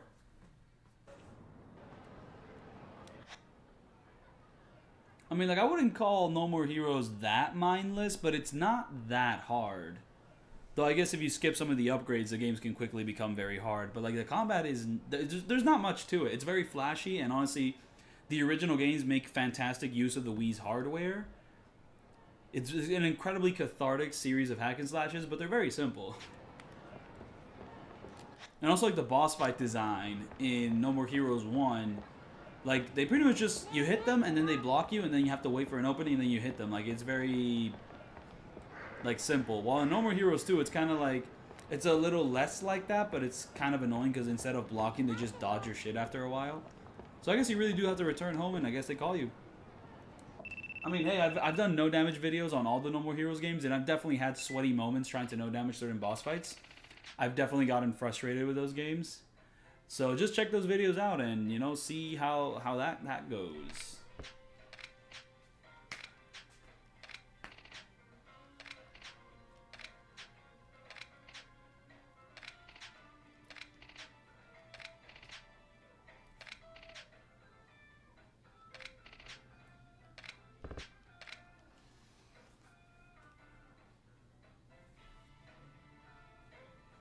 Asura's Wrath, no damage when. I want to do that one day. I just want to play that game one day because, like, I mean, it looks awesome, but I gotta get around to it. And also have to make sure to get a copy with, like, the DLC or something because I do not want to miss that final chapter. Oh, yeah, no, the final boss of No More Heroes 2 is fucking ass. I remember that now. Holy shit. That fight fucking sucks. Just completely forgot about that.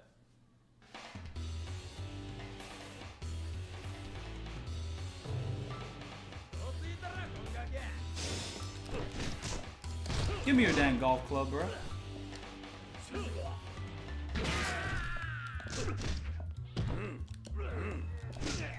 Don't do that.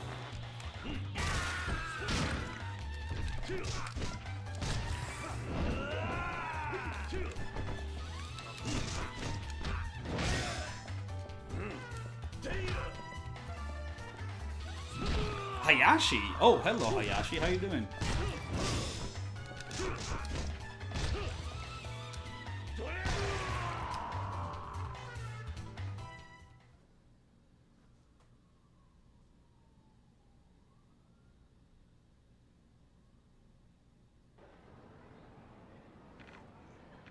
Xbox Live One replacement. Oh yeah, is the Xbox 360 store going down, like, offline? I think now's a good time to probably, like, hack my Xbox 360, just because, well, if it's gonna go offline, then, you know, what's the point of keeping it normal? I want my free Xbox 360 games, because I mean, if the company's gonna abandon the company, then you've abandoned getting money from me, basically. What the hell is this? Is this a host club? Hostess club? Oh, okay. Damn, didn't know you could just access it like that. I completely forgot. Just never go to those things, so. Thank you for going because that means I found this locker key. I wouldn't have found it without you, Mr. Man. I'm not gonna talk to you though. Actually, I'm gonna go on a short little break because I'm going to the restroom. Bye bye.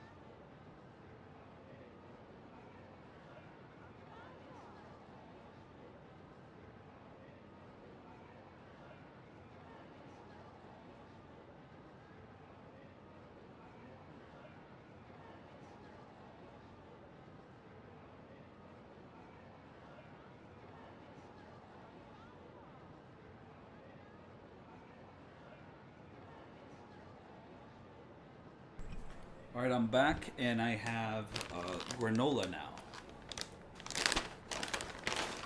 I have some granola. So we continue.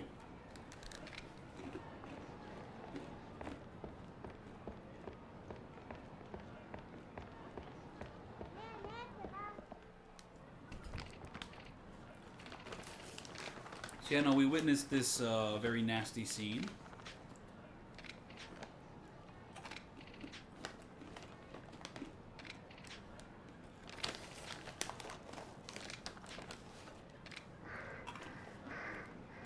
Why is she breathing like that? I mean, you didn't run that much, or maybe she did. I'm gonna stop you, bro. Come on. Or not. Okay.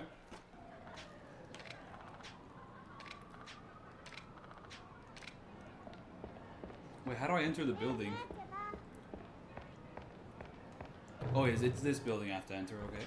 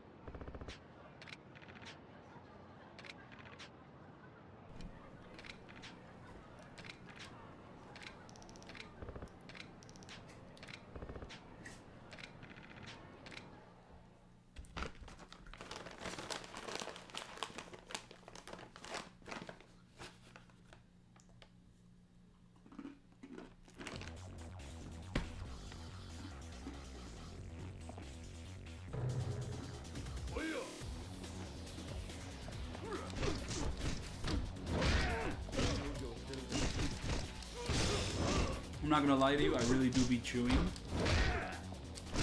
This guy be green as hell. Oop, and my health had my heat. Oh, and I just killed him like that. Wow. I did not know I dealt that much damage. I thought you were gonna be stronger.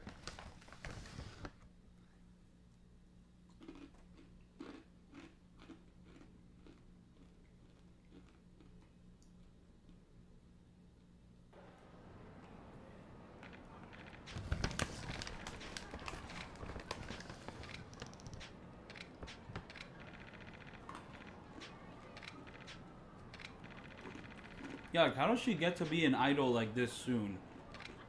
So they do say she's gonna become an idol in this one.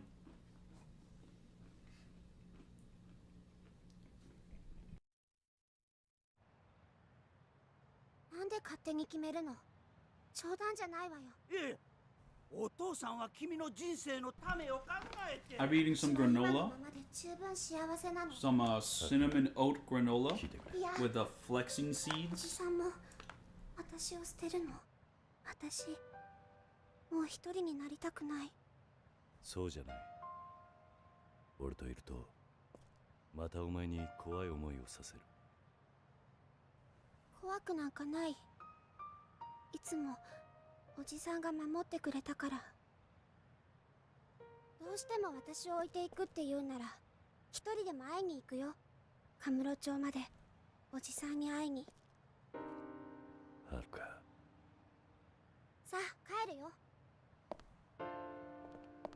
ちょっと待ってな。ここまでしてます。 She's so mad about this. わしの金の卵が、わしのダイヤの The Yakuza 2 stream happened in part 2 of my Yakuza 2 streams too. いやそれその笑顔何でも許したくなるその笑顔が君の武器やで Nice foreshadowing for Yakuza 6. バイバイ。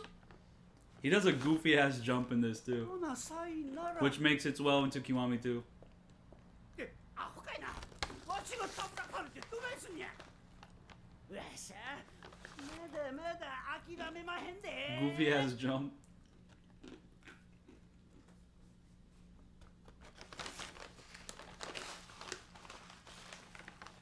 Can I do it again? Not right now, no.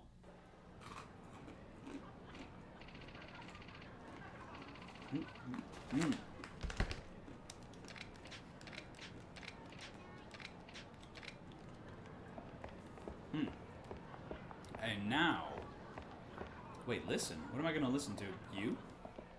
Oh, I'm gonna listen to them. There we go. So yeah, we're gonna go to the bar. So yeah, don't skip that line of text. It's your. Oh wait, what? We actually get an objective marker for this? I did not know. Okay.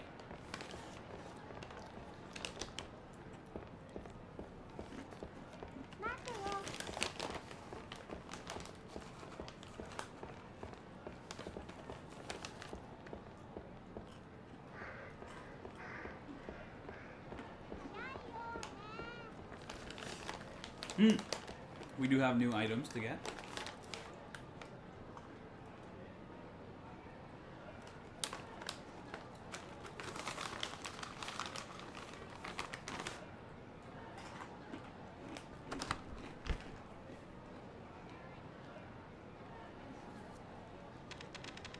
Hmm, 42. Maybe it'll be something really good. I like the staff. I like the staff. More healing items. I could actually use a healing item right now. We're going to use that.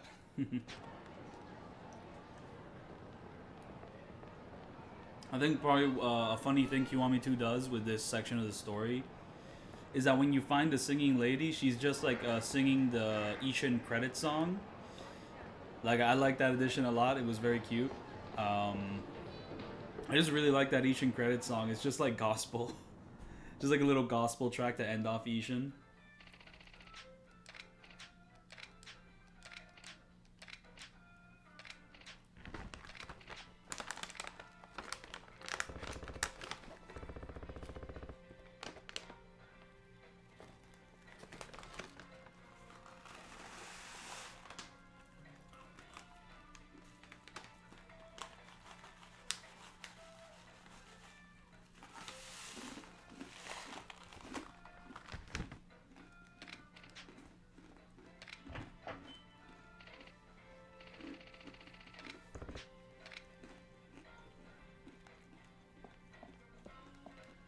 Let's talk. Well, I guess we won't talk.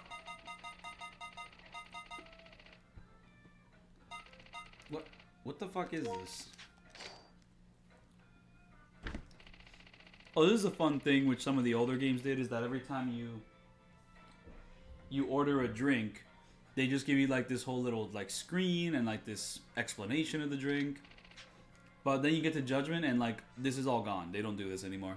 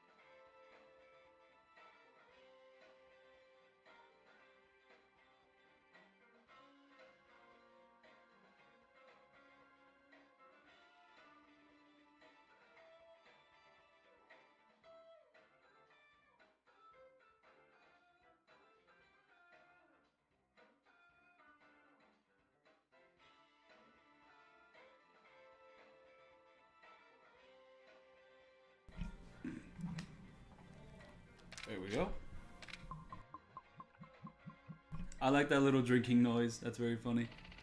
Very amusing. Freshen up your drink, sir. Is there actually water to drink here? Nope, there's no water, so whatever description would exist for water would not exist because there is no water to drink in this establishment. So, nope.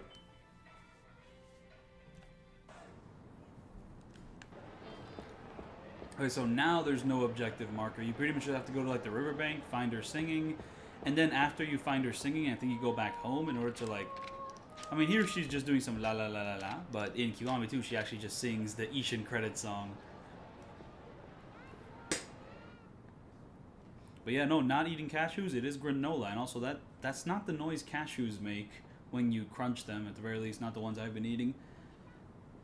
Oh wait, actually you do get a decent amount of objective markers for this part of the main story. It's not as cryptic as I remember it.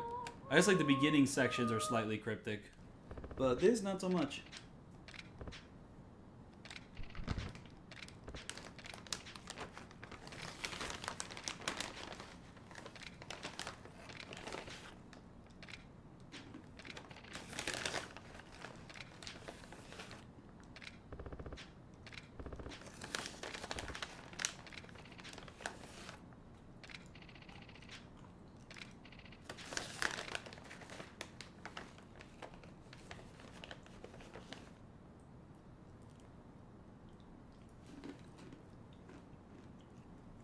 Like this granola is too crunchy to be cashews. Like I just don't see it.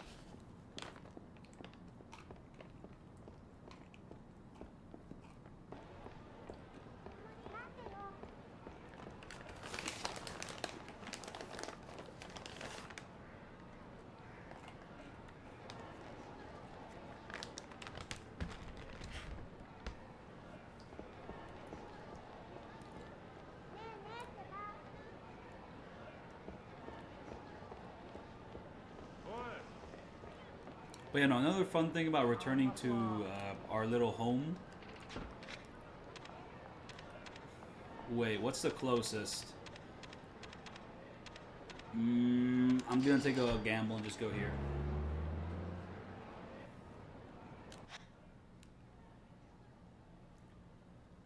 This is not close at all. Wait, what? I guess I have to go to the coin lockers. That's probably the closest.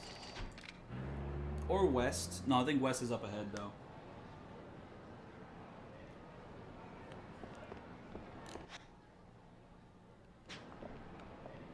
Oh, here we go. Here's a sub-story I actually have to, like, finish.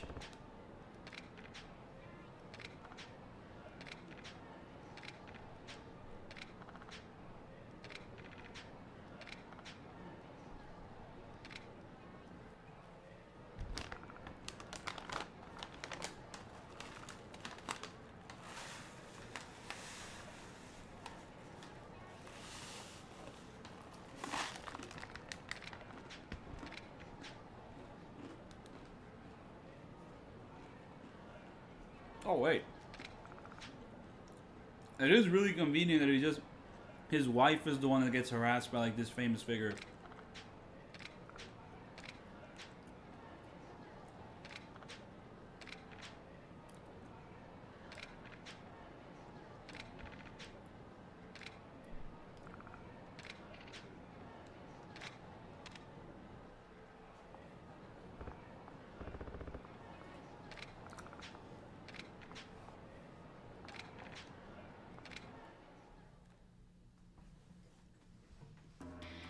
Wait, why does this guy have, like, so much balls? Like, the guy fighting. It's a security guard, yeah, but, like...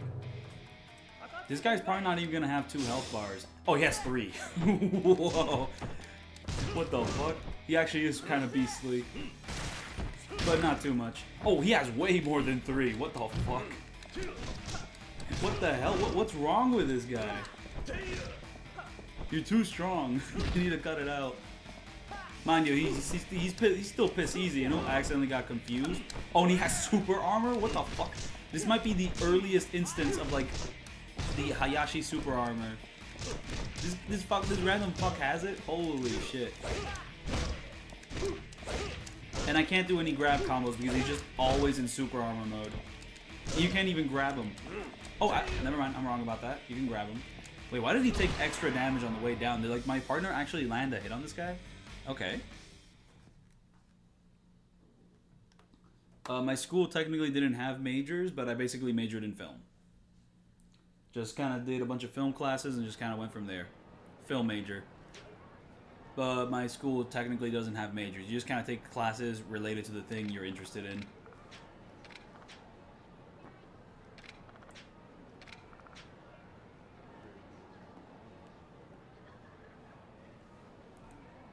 Now to learn this pervert a few things.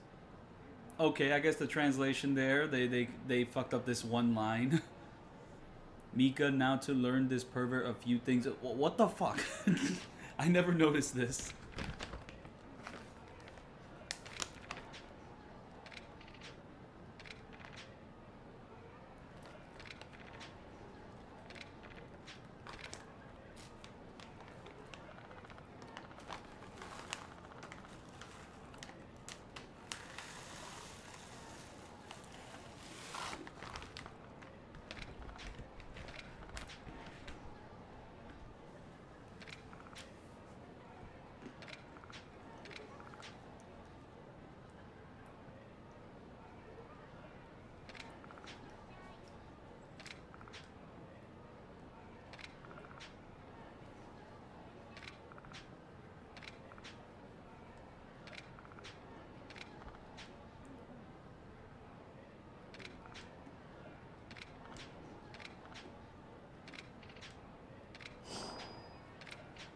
Italian necklace. Hopefully I can sell that for good money. How close am I to the pawn shop?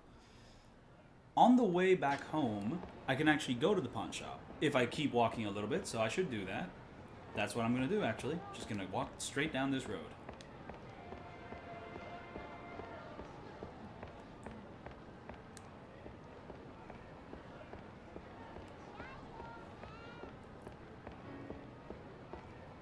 See, I've kind of reached a point with the granola I have right now where it's like all the way at the bottom and mother trucker, dude.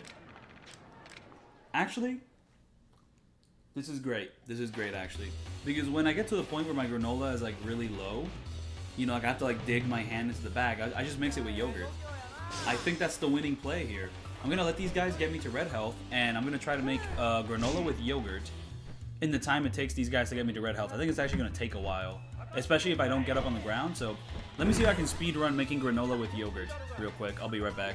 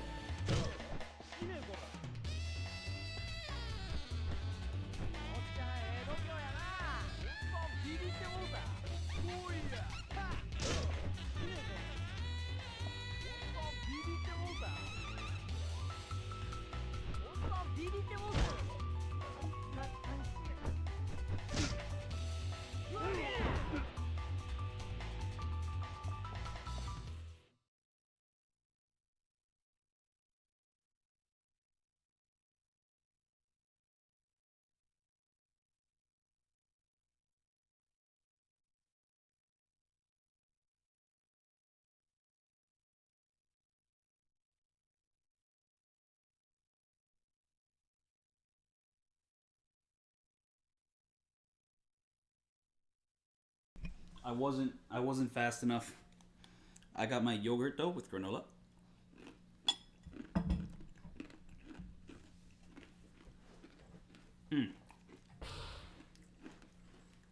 But yeah. I still want these guys to get me to red health though, so I'm just gonna eat my yogurt in the time it takes for that to happen.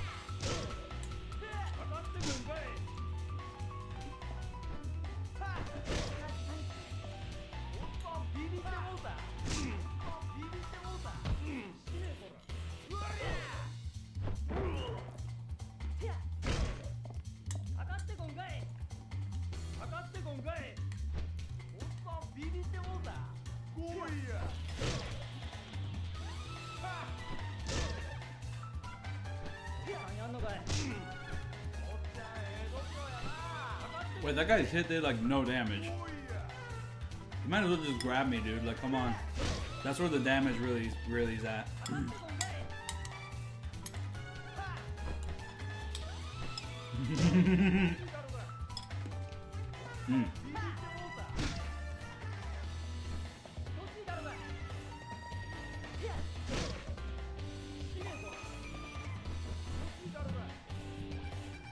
Oh, he tried it. He tried it so fucking hard.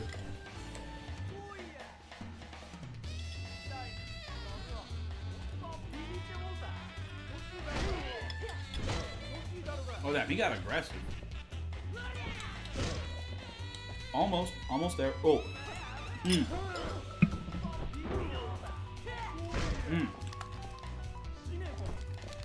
Now I gotta lock in.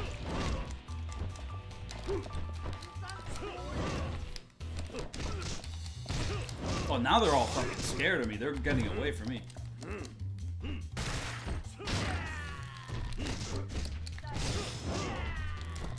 Oh, you try to grab me? No, I grab you. Okay? Don't get it mistaken. Don't get it twisted.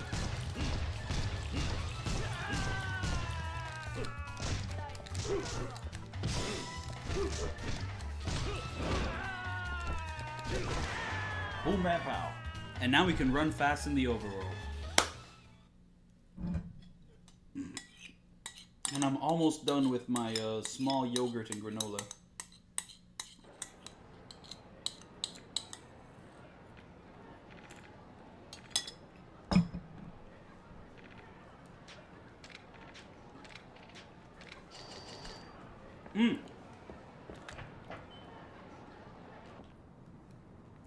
I want to sell some stuff. Hi.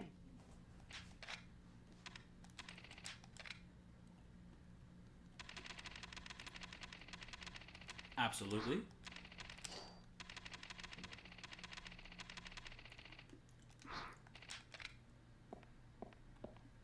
Oh, my tummy hurt. Owie, owie.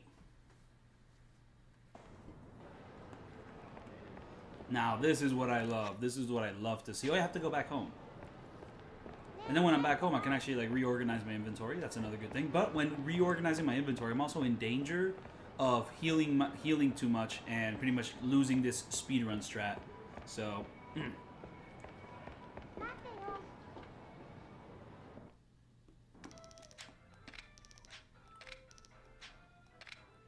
Wait, what? am I allowed to just ignore that story?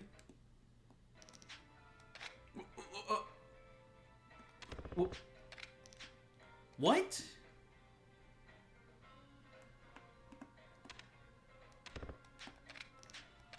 Wait, you don't have to do the whole thing with the singing lady? That's like completely optional? What?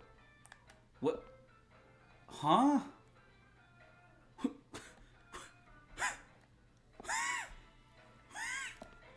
What?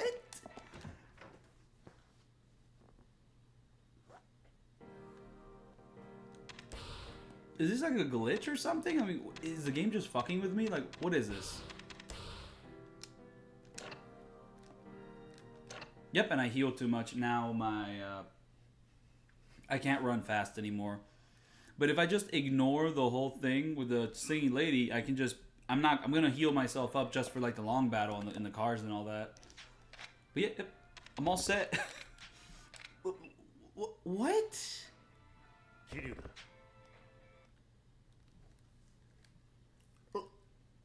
I'm still in shock. I always thought that was like completely necessary. お前何者だ？警視庁公安二課の倉橋です。公安二課の倉橋。まあ、20数年前までは倉橋という名前ではなく、ジ・ヨンミンと名乗ってましたがね。あんたも人言派の生き残りだったのか。ええ。合流会の指示で伊達さんを誘拐したのか。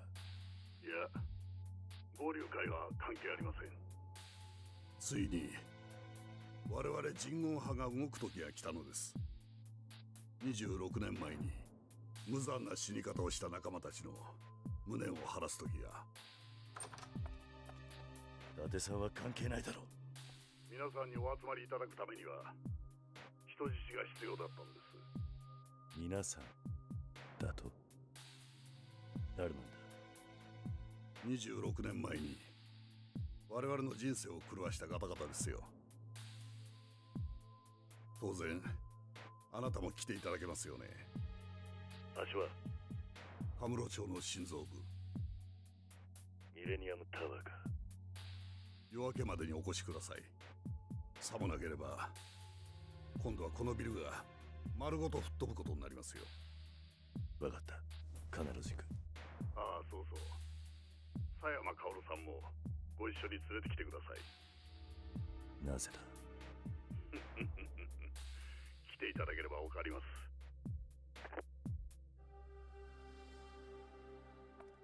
課長から連絡があって伊達さんが誘拐されたそうよ。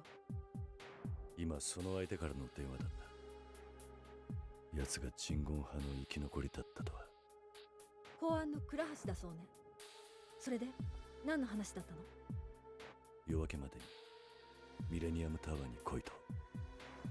もう新幹線はないわ。車で行きましょう。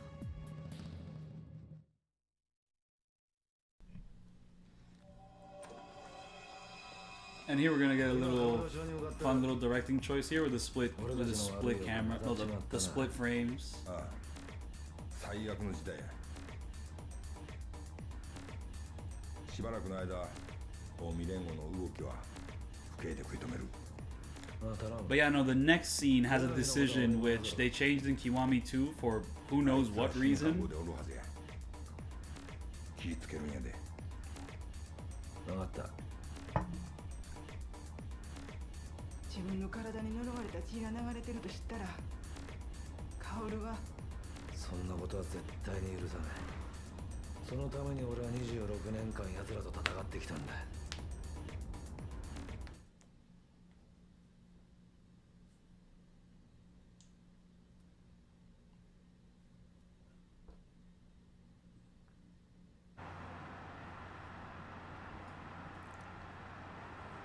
Yeah, no, this scene right here.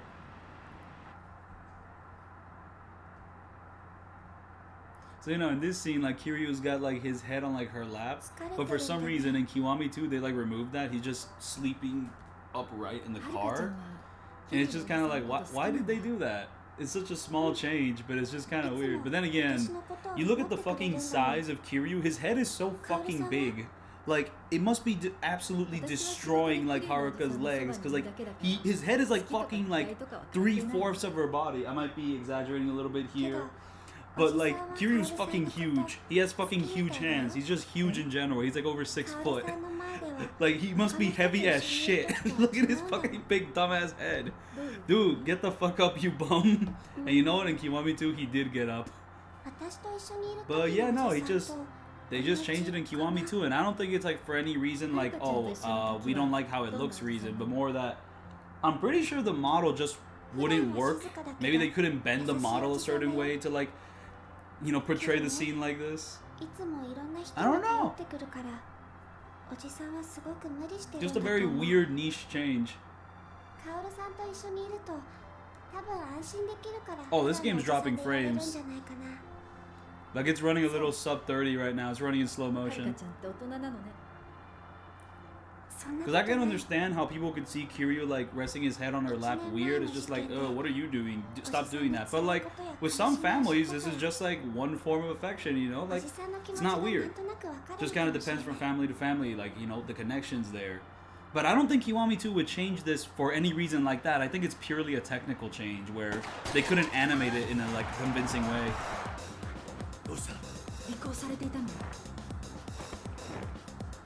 But yeah, no, Kiryu, you're too fucking big, dude. Get up.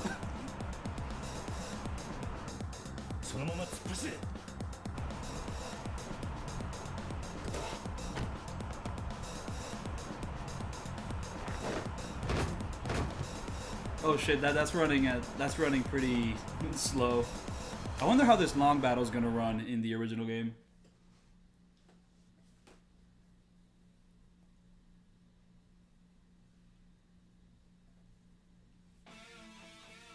Oh wait, hold on, I forgot to title this the final part, like my stream. Like the thumbnail says final part, but the actual title of my stream doesn't say finale, so let me just put that in.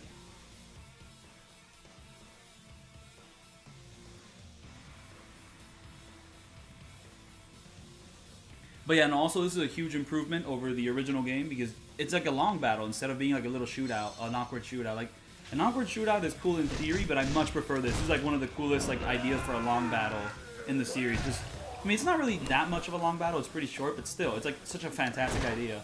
And I like how how much more seamless it is in Kiwami 2.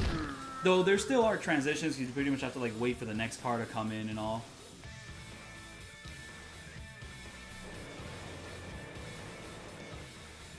Oh, what do we do now? Oh, we have to physically jump over there by pressing the jump button. While in Kiwami 2, you just kind of gets added to like the big thing. Ow! Don't fucking do that, bro.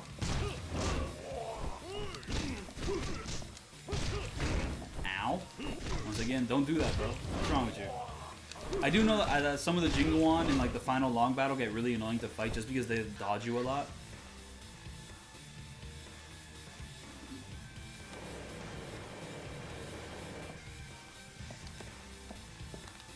I jump over here. Hold up, don't I have a heat action for gun enemies? Oh, there it is. Thank you. Give me the gun. Damn, it's just those single shot guns are not very useful.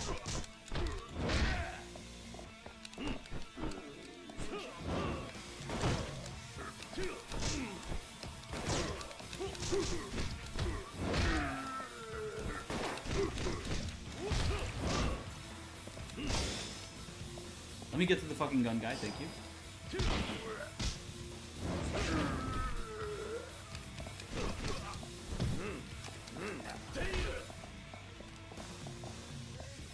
Oh, this thing only has one durability? Okay, a little silly. And oh, wait, does it unlock more things? Or, oh, it unlocks this bulletproof thing.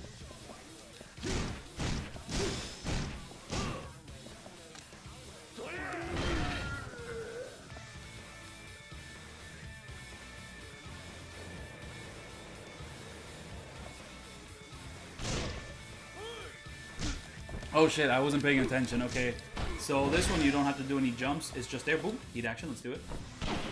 Oh yeah, no, Man in Black in the original Yakuza 2 is nowhere near as annoying as he was in Kiwami 2. In Kiwami 2, they just made him like insanely hard for no reason.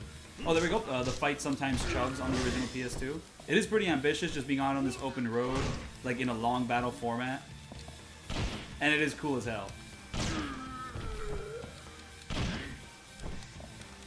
Just a really fun set piece, and wow, this does no damage. Oh, this does very little damage. It's just kind of more cumbersome to use.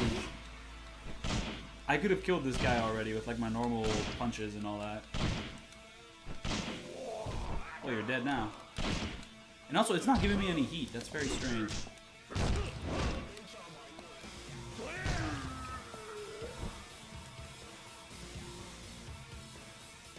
Yeah, no, he's just like mostly a guy who blocks you a lot. But he's very easy in comparison to like Kiwami 2. He's not the most fun enemy to fight, but he's not like infuriating like he is later on in the, in the remake. In the remake, he's just like stupid hard. Because he like, every time he blocks you, he can like counterattack, and like every time he like hits you, you can't block because he has the knife boots. I mean, doesn't he also have the knife boots in this game? It's just that like, he just spends most of his time blocking, but when an enemy blocks you in this game, it isn't like fucking life and death like it is in fucking Kiwami 2. Because in Kiwami 2, an enemy blocks you and it just fucks up your whole flow. While here, an enemy blocks you, it's like a slight inconvenience. But that just stopped being the case in the Dragon Engine until future entries. Wait, did that actually deal a ton of damage? It looked like it dealt a lot of damage. Now, boom, we're gonna end it with a heat action, though. Very nice. Give me that XP. Well, that wasn't too much, but... Like, wait, does Yakuza 2 still have the Yakuza 1 thing where if you end the fight with a heat action, like, it gives you a ton more XP? Like, I think Yakuza 2 has it. I don't know when they got rid of it. I think Yakuza 3 also has it. Did they ever get rid of that mechanic, or no? I don't know.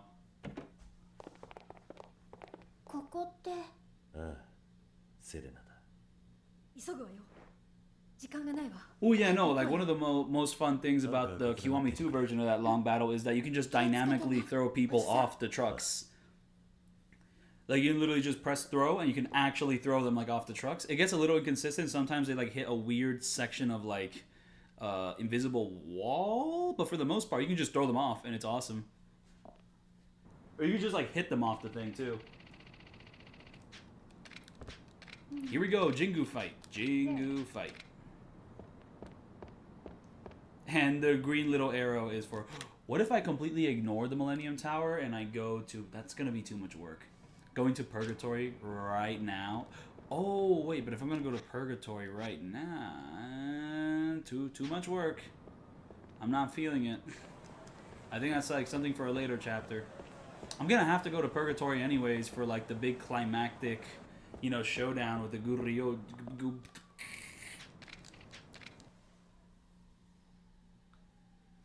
I think there's more than 2 Jingus is a thing. I'm pretty sure this game might have more than 2 Jingus, but not 100% sure on that. It has 3 of them. Like, there's the random assassin at the Tojo clan. Then there's the guy you fight, like, when rescuing Daigo. And then there's this Jingu who shows up here. Oh, damn, this Jinguan has... I mean, Jingu, and then the Korean clan is called the Jinguan. What were they cooking? I'm just wondering about that. Oh, I wanted to slam his head into like the boiling fire and all that. Get over here. We can do it still. Oh, and it actually kills him. Nice. Ooh, big staff, big pole. Oh, I actually learned how to use this thing correctly. Is that a new heat action too? Oh, that's awesome.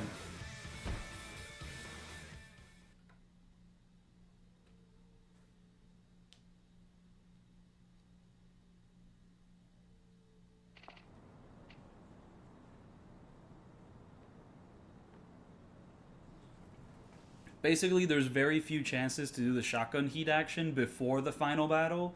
Because if you do it in the final battle, it doesn't mean anything because you have to fight Amon before the final battle in order to get all the heat actions, his ultimate essence. So, yeah, basically it's like that one long battle where you have to, like, rescue Daigo. And then after that, or no, pretty much like some of those long battles, I think we have to, like, the Amano building, where you have to rescue Daigo. Well, this section right here, where you're on the cars. And if you don't do it at any of those points, then you're kind of screwed. Because the next time that it happens, I'm pretty sure is the final long battle, which is not the time you should be doing it, because if you do it then, you're going to have to do a New Game Plus run and pretty much go all the way up to Chapter 16 again just to like reach Amon and get his heat action before the final long battle. So you see how things get complicated like that. Let me use a healing item before going forward. No, I want to save my experience for other things. There we go, that's more like it. I am running out of healing items, I'm going to have to buy more, but next time I buy healing items, I'm not going to buy stamina royales, just because it's too insane.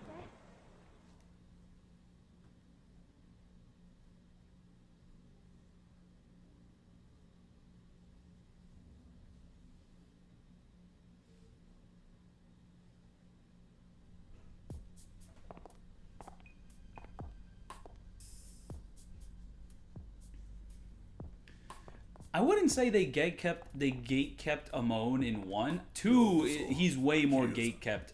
Yakuza 2 requires the most amount of shit to be done to reach Amon.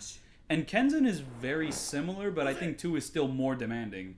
In Yakuza 1, I'm pretty sure it's like only the sub-stories that you have to do to reach like Amon. It's nowhere near as demanding as like 2 or Kenzan. I mean, then again, most Yakuza games gatekeep Amon. It's only like it's a very modern, it's a very recent like trend for certain Yakuza games to make reaching Amon very easy. You know, like Yakuza 6, you only have to do like 2 or 3 sub stories, and then you get to fight Amon. And then after that, in 7, you just have to do the true Millennium Tower to reach him. You don't have to like actually, you know, do sub stories to reach Amon. But he's just hard as shit in 7, so that's kind of like the hard part about it, and he's awesome. And then in Yakuza 8, you don't have to do sub-stories, you just have to like reach the bottom of like one of those like Persona ripoff dungeons, and then you get to fight him there. So it's a very recent thing for these Amons to be easy. And well, in Gaiden, it's not exactly easy to reach him, but you don't have to do all the sub-stories. You just have to do all of the Coliseum stuff, which, mind you, is actually pretty demanding in Gaiden. Some of those fights are insane. Wait, 4? You still have to do all the sub-stories, though. And that includes doing all the hostess stuff. Well, aside, yeah, all the hostess, like, all the hostesses in the game. Which is pretty tedious, I think.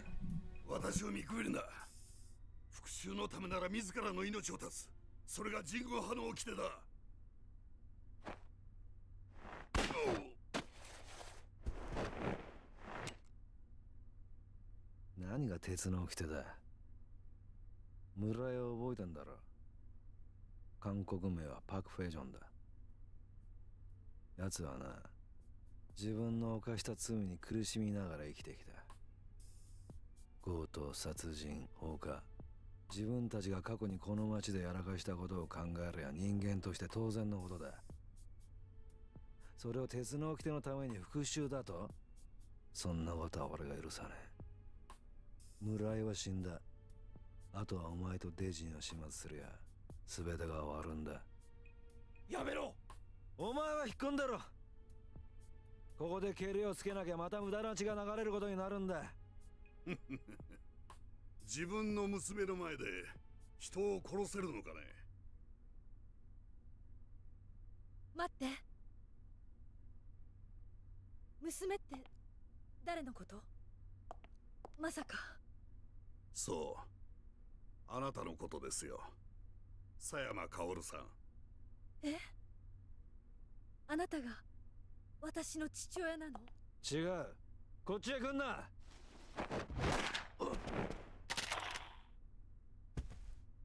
我々のボスだった男の女房、ジョン・スヨン。 This fight is definitely a lot more annoying in Kiwami 2, just because like the gun movesets in Kiwami 2 move so fucking fast and you can barely combo them. It's insane and it's horrible and I hate it. Basically, the way I like no damage this fight in Kiwami 2 just by quick step cheesing him, but even doing that's a little hard because like the enemies behind you can like fuck you over really easily. So you have to be like really precise and quick with it. 本国から来た仲間を皆殺しにしたのも知っている。こいつに死んだ仲間の恨みを込めてその体にぶち込んでやる。お前は人言派の掟に背くのか。私にはそんな掟は関係ないわ。うん、それなら Wait, but Yakuza 5 doesn't feel like it gatekeeps, it doesn't feel like it gatekeeps the Amones too much, just because like every single sub-story is like pointed at you on the map. You have like every single sub-story, you can just look on the map, see where they are, and just do them. And each character doesn't have like too many sub-stories to do. It gets similar to 4, except in 4, some of those sub-stories are a little tricky to find, just because some of their placement can be a little tricky to find. While in 5, it's like all right in front of you. And from what I remember, I don't think you have to do the sub-stories, like the taxi or the hunting to reach Amon. But for Haruka, you do have to do all the idol stuff in order to reach her Amon specifically.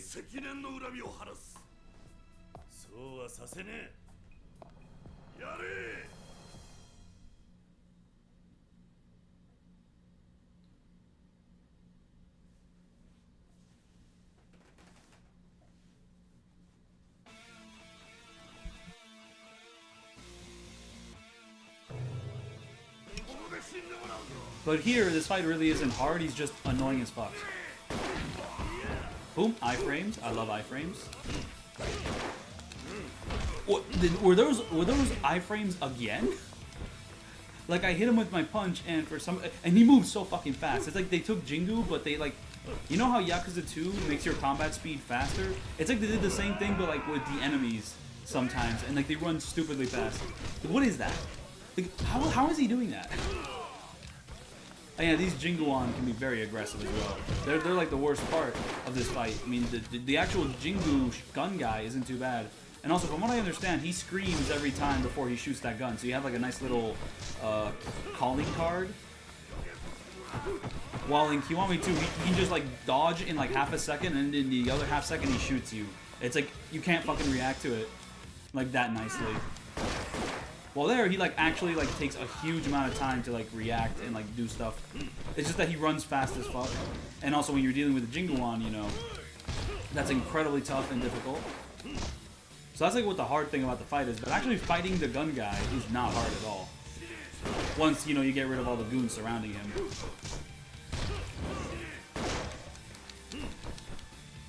Hey.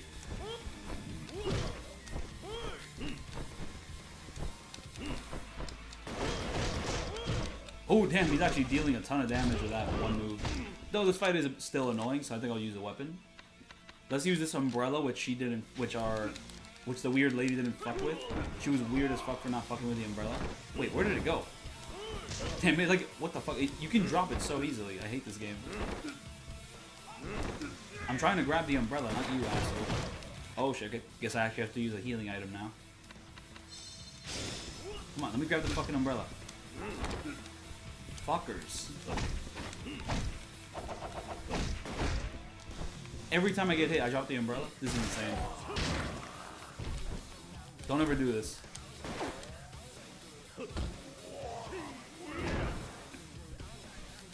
Alright, it's your fucking turn to pay. Oh damn, you can just tank it. Okay.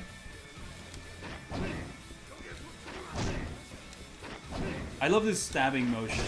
It's super useful in Yakuza 3 because you can like bound enemies that way. If only the weapons in Yakuza 3 early game actually did damage, it would be like the most useful thing ever, but still, you can get like a lot of free damage just by bounding the enemy against the wall with the staff, just doing the poke move over and over again.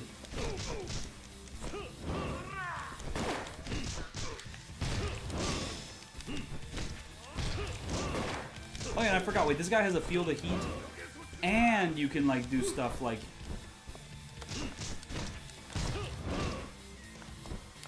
Get your ass over here.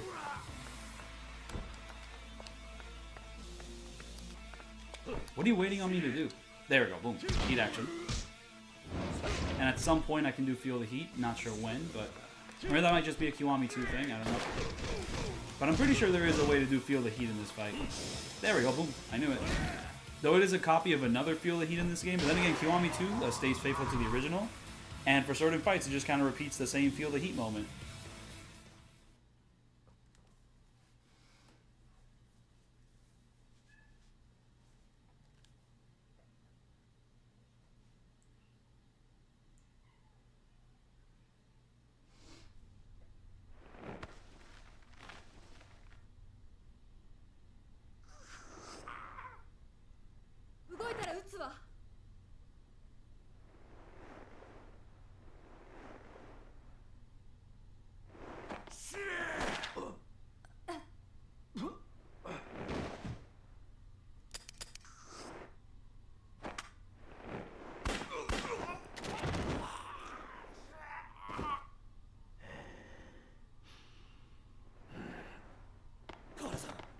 Yeah, no, the handshake one is just that like the handshake mini games with Haruka just never get hard. They're always easy as shit. So like, given the fact that there's like fucking 30 of them, it becomes incredibly boring. Like, fucking I've gotten more engaging gameplay out of like Dine and Dash on like the iPhone, like SpongeBob Dine and Dash, because that actually gets hard after a certain point. But it's just like Yakuza, I guess like it just wants to hold your hand too much, especially since everything with Haruka is like brand new and like was never forced on you in like main story. So now that they're forcing it on the main story, they have to like make it really easy to do. But it's like, wow, there's no way to make those like mini games compelling or like difficult. They're always easy, unless you choose to like deliberately fail them. But like that's not really the best choice either.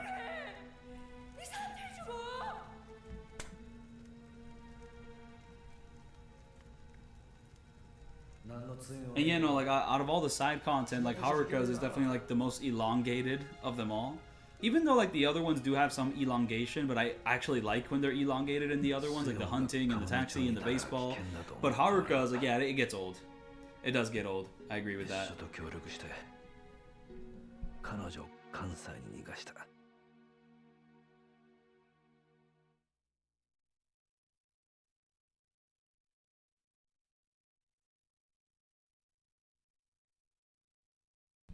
This fight sucks a lot more in Kiwami 2. The difference is night and day. I'm going to tell you that right now. It is infuriating in Kiwami 2. Here it's like kind of lame and a bit annoying, but in Kiwami 2 it's like actually infuriating.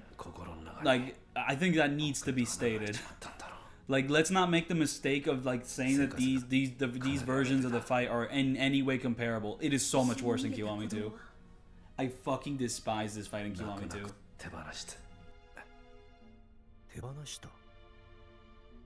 俺はこのままじゃスヨンはダメになると思い、彼女の仕事を探し、新しい生活をさせてやった。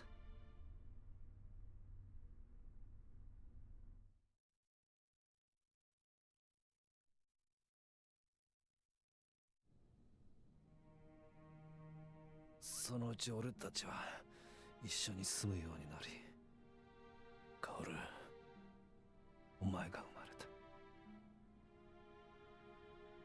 香港への単身赴任断ろうと思ってるんだ。なぜ？二人を置いて遠くへ行けない。たかが1年じゃないの。あなたの出世のためなら私は我慢する。だから気兼ねなく香港へ行って。お父ちゃんがいない間、元気に育って帰ってきたらいっぱい遊んでもらおうね。The thing with the hunting minigame in Yakuza 5 is just the pacing of the tutorial section drives me nuts. It's so slow and boring. But after you get past that, it's really fun. But like just the tutorial for the whole section being forced on you like that, I don't like that at all. Like, I mean, Saijima's whole beginning section in general in 5 is the biggest pace killer of the entire game. Nothing else in the game, like, is that slow. It drives me nuts. Drives me really nuts. But I still find Yakuza 5 a really easy to replay game. I'm very biased. I just love Yakuza 5 that much. But that section is killer. I can understand why someone gets put off the game just because of that section. 殺されたスヨンの復讐か。それだけじゃない。カオルの過去を消し去るためだ。私の過去を。あんたの母親が死ぬ間際にこう言うたんや。この子を呪われた過去から解放してやりたいって。それが母の遺言なのね。I mean, yeah, no, the Dondokodo Island intro is a bit insane. You have to like spend minimum 3 like, you know, in-game days, and like it's like an actual in-game timer before you're like allowed to leave. That's like wild. I really like Dondokodo Island though as like a minigame. I'm actually really fun. だがその電話でお前は自分の過去と登場界が関係あることに感づいてしまったらしいな。 But still though, like just the introduction to it is like way too lopsided. Like it should not last that long. They should have let you leave after like you learned everything. But no, you actually have to go through 3 in-game days. And also like the weirdest thing about Dondokodo Island in 8 is just that it's like straight up like the minigame that feels the most like a completely different game in like the franchise. I don't think there's like any other like side content in Yakuza that feels so different from the main game than Dondokodo Island. It just, the entire vibe is different. The menus are different. Like, it straight up feels like I've been teleported into like a brand other, on a completely different game. Like, it is the most, what the fuck am I playing? Am I even playing the same mini game in this game series of Yakuza Like a Dragon?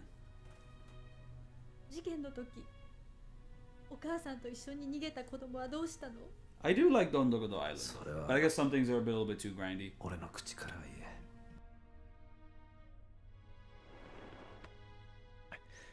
いいか。これだけは胸に刻んでおくんだ。お前の体に流れてる血は人言派のものじゃない。優しくて働き者で強い心を持ったスヨンの血だ。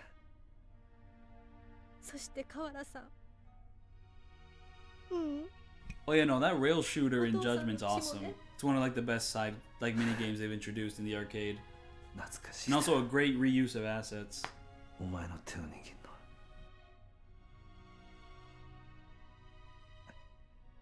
俺の指を掴んで笑っていた時はちっちゃな手だったな。俺と母さんの分まで幸せになるんだぞ。お父さん。ありがとうな。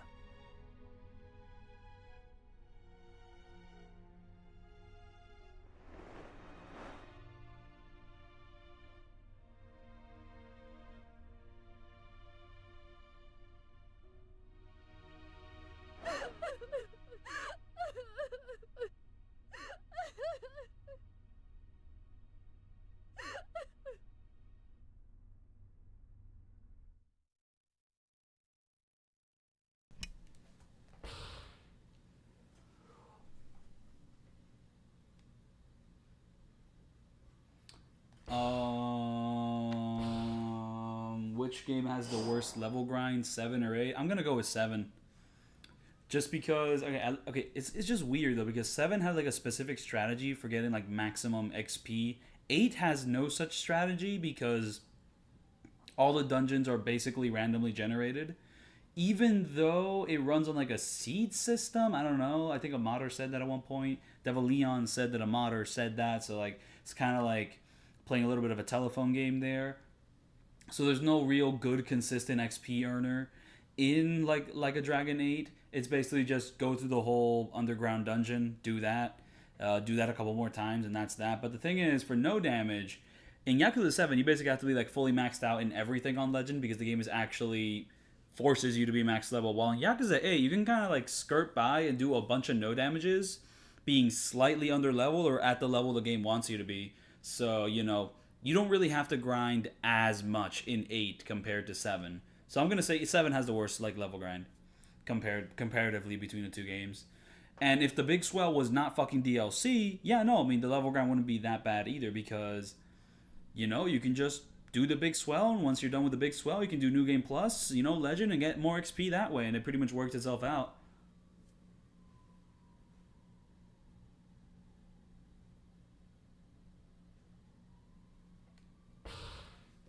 Oh, I already saved. Lol. Or did I? Did I actually save? Maybe I didn't. I'll have enough time to save here. So yeah, we're near the end of the game. Let's finish this up in less than 2 hours. Bit optimistic on my part to think that way, but let's see.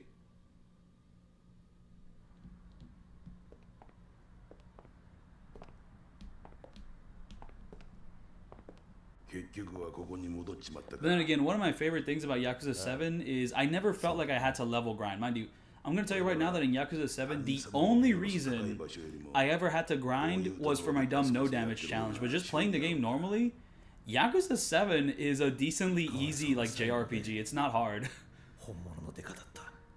Like, really, you don't have to grind in Yakuza 7 so much as you have to do sub-stories, because some sub-stories have super useful summons which make things a lot easier. So my grinding comment is purely for reaching max level. It is not for playing the game normally, because it is an easy game. It really is an easy game.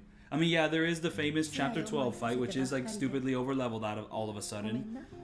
But basically, the way you solve that Chapter 12 fight is just do the entire like Sotenbori battle like tower once, and have the masochistic man summon, and you're pretty much good to go. And oh wait, Kage still wears his iconic suit in this game. Okay, okay, that's fun. That's fun. And all things considered, Yakuza 8 is easier than 7, kind of. Yes and no. Like if you're basically if you're under leveled in 8, you get fucked over. But reaching the main story levels for all the main story fights is not hard. And I kind of reached the point where I spent too much time on side content, so whenever I did a main story fight, I just fucking steamrolled it because I was like too over leveled. So basically, if you're like slightly under leveled in 8, it is a lot harder than 7. But if you're at the same level, then it's a lot easier than 7. Something like that. Kiryu is OP as shit. That was probably one of the most comfy things about 7 is that I never felt like I really had to grind. I just had to do like some side content here and there, and I don't really count that as grinding. You know, like the tower is completely unique combat encounters. Just do all of them, and then boom, you reach a decent enough level to fight the bosses. You know, do a couple sub-stories, get the masochistic man summon, get an attack summon here and there, get a summon that like lowers the enemy's agility. Just do all that and you're pretty much good. And you can kind of, you know, get a healer on your team, you know, get a good setup going, and then you can pretty much just get through the game like that.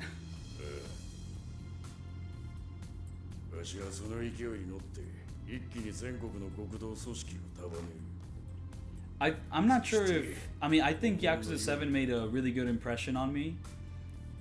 But it's really complicated what I think about 7 because, like, I had this whole issue with Yakuza 6 and Kiwami 2 and even Judgment, where the Dragon Engine felt like it was never going to do, like, brawler combat as well as the older games, just because there was always, like, something clunky here, something clunky there. They're always messing up. And then Yakuza 7 comes out, and, you know, it's really good. It's just the issue is it kind of feels like a cop-out. You know, it's like I can't really say the Dragon Engine has solved how to do brawler combat when 7 completely ignores brawler combat and it's all beat 'em up. And also, I wouldn't say the turn-based combat in 7 is perfect. It's honestly a bit janky and just not as sophisticated as some other games. But 7's like story and world exploration, just like the Yakuza structure and pacing, I think just fits a JRPG turn-based game super well. Like, I like playing the Yakuza structure of, like, side content, open world, and then going to main story a lot more than I do playing, say, like a Persona or even a more standardized JRPG. Just like that fantastic Yakuza world design fits a turn-based game like a charm. It fits like a charm. So is Yakuza 7 in my top 5 or top 7? Honestly, it could be in top 7, maybe? I mean, I like 8 better than 7, even though 7 has a much better story and just like better encounters per se. Not in terms of gameplay, just like in terms of thematics and all. But I do like playing 8 a lot more. I don't know, maybe in my replays, like I'll change my opinion there. But yeah, no, 7 is really good. And it's like, it's the first game to introduce like the Yokohama map. And that map is fantastic. And honestly, my favorite inclusion of it is probably in 7. It feels like the most iconic to that game specifically. When it showed up in Lost Judgment, it just kind of felt like, oh yeah, we already have this map. We can reuse it again. So it didn't feel as special as before, even though I do like Lost Judgment better. But yeah, no, that's 7. Just very special game, that's 7.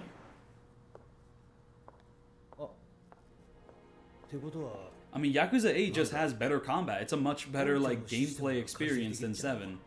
But 7 does have the better story. Like, I'm sorry, it's gonna be a little hard to go back to Yakuza 7 after Yakuza 8 introduced like the backshot system, where every time you hit someone from the back, it like gives you more damage. It slows down the game every time you land a hit. It's fucking satisfying as shit, and 7 does not have that. You hit someone in Yakuza 7, they barely react to your punches a lot of the time. And also, you can't move positions and just yada yada. Like, 8's combat is just so much more fun, and also I don't understand JRPG balancing, but I get the impression that 8 is just a much better balanced like JRPG game. 大阪へ帰るつもりよ。それならちょうどいい。大阪に戻るついでにこいつを府警で解析するんだ。あそこなら解析できるだろう。まあそうだけど。じゃあ頼んだ。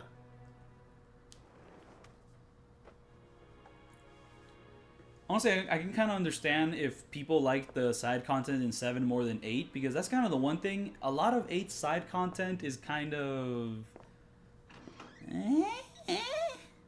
You have like the whole Pokemon League. Yeah, wait, have you played Yakuza 8 yet? Because basically, in Yakuza 8, they pretty much make it like a more traditional Yakuza brawler, but in turn-based, by adding a lot of fun things. Yeah, I call it the backshot system. That's a terrible name. But basically, if you get behind an enemy and, like, you know, hit them from behind, like, you'll not only will you deal more damage, but, like, every time, like, you hit them, like, the game will slow down and really, like, deliver that hit, and it's super satisfying. And also, when you do that, you can send the enemy flying more. When you send the enemy flying, you could, like, send them into, like, a co-op partner, and they'll hit them, and then if they land on the ground, and you upgraded your friendship with some of the other friends, like, they'll just run up and hit them. It's so satisfying. Especially with, like, Kiryu's, like, class, like, Dragon of Dojima class, where he has a lot of his, like, Dragon of Dojima combos with Brawler, Dragon, Rush, Beast. It's incredible. Oh, my goodness. It's the coolest shit ever. Like, you know, it's like fucking playing Yakuza 8 combat is like when you cereal with milk.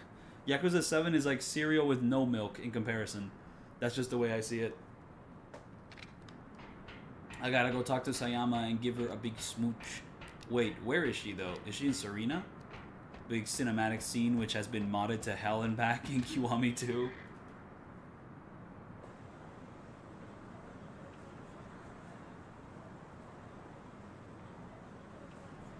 Yeah, no, like 7's story and characters are honestly a lot more iconic than 8's.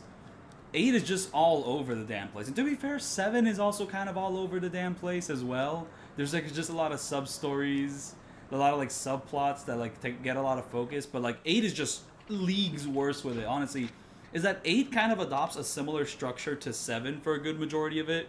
And you just see how much more like flawed 8's attempt at the structure is than 7. Because 7 is just like so nice with it and like keeps in a nice emotional core, while 8 just gets all over the place and there's so many dropped ideas that like just are not as developed as the way 7 pays off.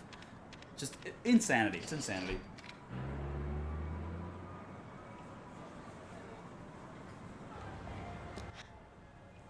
I mean, I assume I have to go to Serena because I'm pretty sure. Hey, I'm gonna give you money. I'm gonna give you money. I was just in purgatory. I was just in purgatory and I could have gone gambling. Oh, actually, I'm going to go to Serena to rearrange my inventory. How much donation should I give?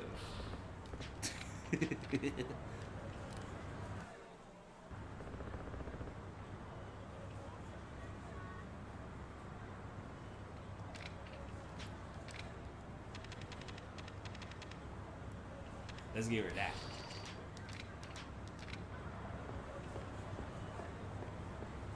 Oh, what to do, what to do.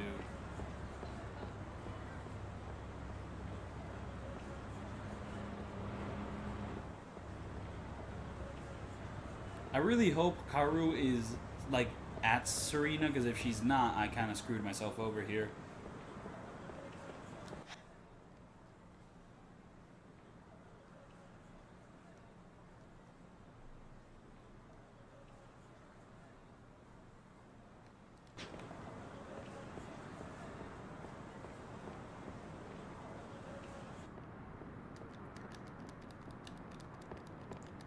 I will say 8 still isn't perfect though. Honestly, like I mean, it kind of had some fun ideas for dungeons in the beginning, like especially with like Dwight's dungeon. That one had a lot of fun gimmicks. That's probably the best dungeon in the game in 8. And the combat being better definitely helps the dungeons be more fun in 8, but they're still kind of whatever. Like we need some more unique dungeon designs in 9. Because like 7's dungeons were kind of boring. 8's are still kind of boring. We need like more sauce with these dungeons, but honestly I don't think they're going to really sauce them up in any way. They're still going to be kind of straightforward and whatever.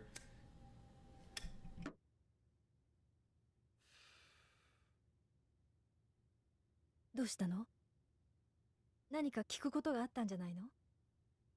いや、そう。関西に帰るのか？ええ。あんなことがあったばかりだからママのことが心配なの。大阪までは一緒に帰ってあげたいの。I actually like the poison room fight, but then again, I mean, for no damage, I just equipped every single like character with an item that negates poison. So I got past it that way. I kind of like that a fight actually made me reconsider like what equipment I bring into it. Like I actually have to like specifically prep to be ready for that fight. もうあなたの身辺保護も必要ないみたいだしね。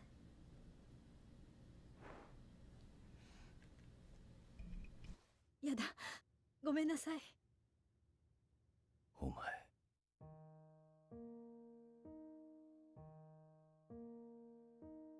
怖いの。え？これ以上事件のことを調べるのが。初めてそう思った。あれだけ知りたかった私の過去。どんな事実でも受け入れられると思ってた。でも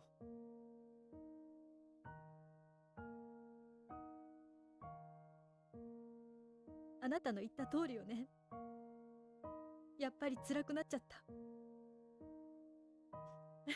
でももうやるしかないのよね。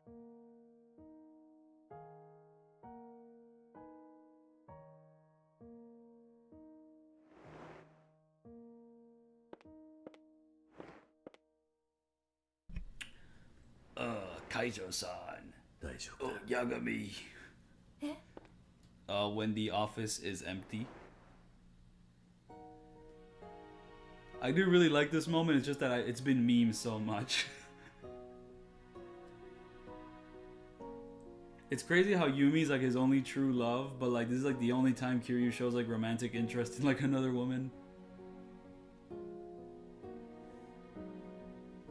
And like it's actually kind of shown, even though it is a little rushed in this game, but like どんな結果であろうと。 you actually get to like see that like they actually have something going on, while with Yumi it's just all told. だから、何があっても帰ってこい。この町に。うん。わかった。 Why is there her hair that shade? Like the light is like bouncing off really weirdly on her hair.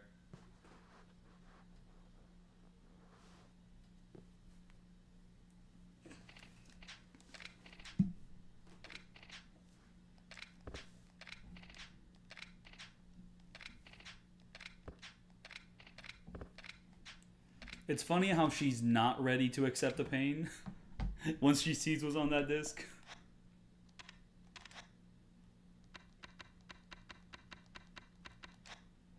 Anyways, we have to rearrange our inventory here. I really hope I have more healing items in here. I probably don't.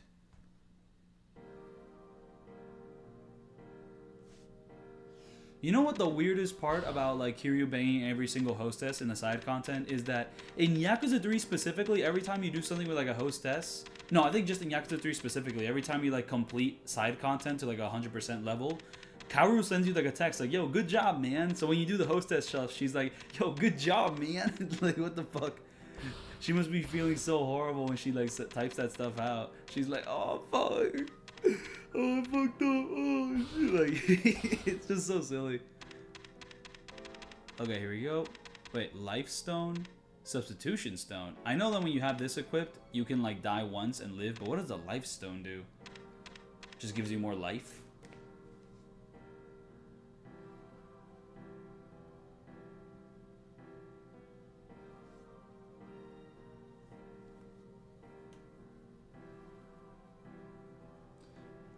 Hostess is non-canon. The hostess stuff is non-canon. Why? Because I said so.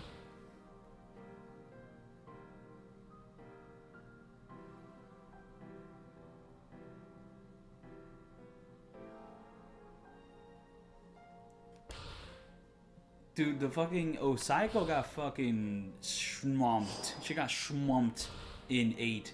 She basically just became an Ichiban plot device, which is fucked up because she was cool as hell in 7. And honestly, just like the friendship Ichiban and Psycho had in 7 was like so genuine and dope. I can understand, like, a romantic thing isn't too far out of left field. It's just that, like, the whole plot point is stupid. What the fuck do you mean she left him on red for a fucking year? She's not that immature. Like, she shows that she's like an actual like intelligent person in 7. She wouldn't act like that. And also Ichiban Ichiban wouldn't act like that either. He has experience. He's like, I mean, yeah, he's like a man child, but he also like has enough experience where he wouldn't make mistakes like that. And also just the whole way it pays off in that game, in the ending, is fucking terrible. They just make it into like a shonen anime joke. And then the big swell happens and it's all shonen anime jokes. And it's just like, oh, okay. I did no damage all the boss fights in the big swell if you want to see that. That video also includes me no damaging the Amon in 8.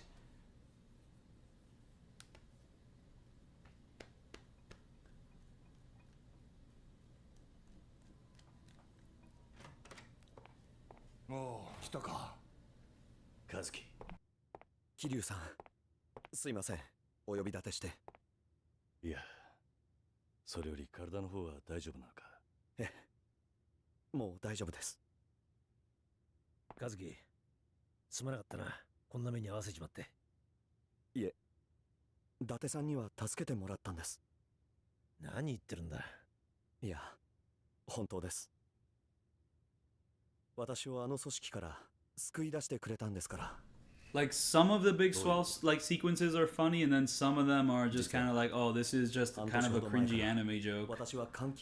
As for the actual dungeon itself, it was just kind of like the other 2 dungeons, but more. And those dungeons are just kind of boring, but some of the boss fights you fight in the big swell are kind of cool when they like mix and match like 2 boss fights in like the same room. But fighting the fucking shark again was lame as hell. I didn't like that at all. Like, I didn't want to fight the same boss fights again. Like, I mean, if you're gonna do like a bunch of boss fight encounters, you might as well just have mixed the shark and the squid in like one room. Oh, there's a bunch of spoilers for 8, by the way. But yeah, no. Some of those big swell boss fights, and it just kind of like ends and it's over and it's like, oh, okay. おそらく。桐生さん、伊達さん、奴ら、とんでもない Big ことを Swell 話 was して better くれ than ま the した。 final Millennium Tower? なんだ It's longer. 監禁中に知ってしまったんですが。It takes longer to do because it's basically just more dungeon. But like, I appreciate the True Millennium Tower's like difficulty a lot more than like the stuff in 8, because like the Big Swell was just not hard. It was not hard. すでに多くの爆弾が Oh こ my の町に goodness. 仕 Oh 掛けら my れているは lordy ず lord. です。奴らは着々と準備を進めてました。爆弾の場所はただ、数はわかります。いくつだ。連中は言ってました。26年前、殺された恨みの数だけの爆弾を用意したと。桐生、確か例の事件で死んだ人間は33人だ。爆弾は全部で33個。一つがミレニアムタワーの爆破。そしてもう一つが昨日倉橋が準備したものだとすると、残りは31個だ。桐生、俺は警察に事情を話して爆処理を発動できるように要請する。爆処理？爆発物処理班のことだ。Also, the Amon fight in 7 is a lot harder than the one in 8. Honestly, when I reached the Amon fight in 8, I was actually like surprised. I was like, okay, that's not the real one. Like, a much harder version is gonna be hidden somewhere else in the game, and it just wasn't. Like, that actually was the fight in 8. And well, one reason why I thought it wasn't the real fight was because they played the basic bitch boss music instead of the actual Amon theme, which they actually composed in 8. Why the fuck? Why did they do that? It's actually one of the most absurd decisions in the entire game.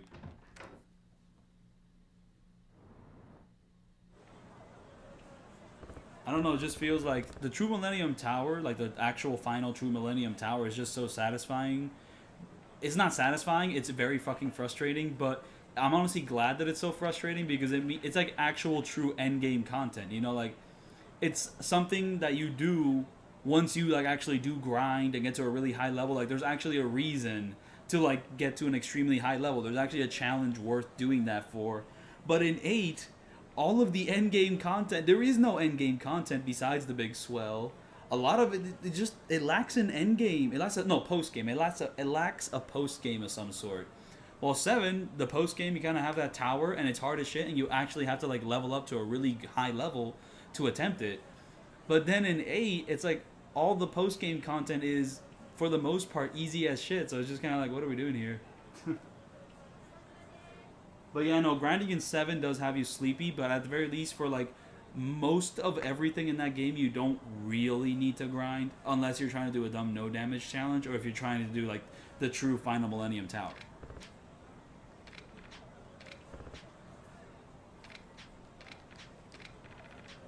Oh, I have to go to the Tojo clan right now, okay.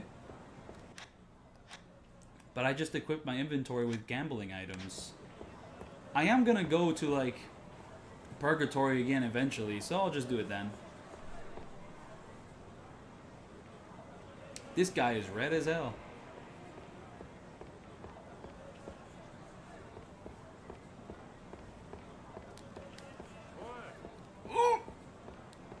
I almost ran into him. I have a little bit of... What the fuck? Oh my goodness.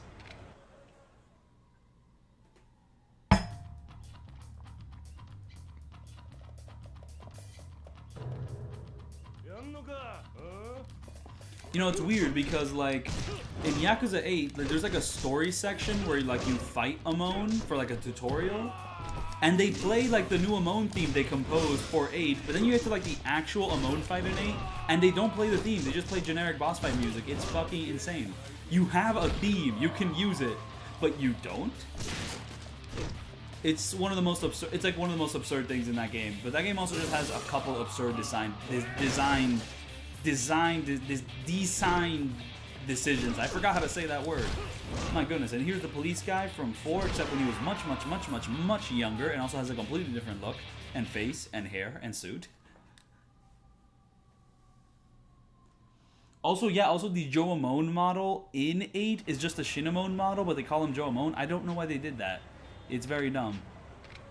That's not the Joe Amon that knows Kiryu, man. That's Shinamon. That's like Ichiban's Amon. That's like Yagami's Amon. Alright, that's not Joe Amon. That's not him, bro. So I don't know why they call him that. Honestly, I was just kind of under the impression that like Shinamon took up the mantle of Joe Amon, but he keeps talking like he's Joe Amon, and it seems the game treats him like that. And apparently all the Amon models like pretty much use the Shinamon model. They just change the hair. So it's like, what the fuck is going on here?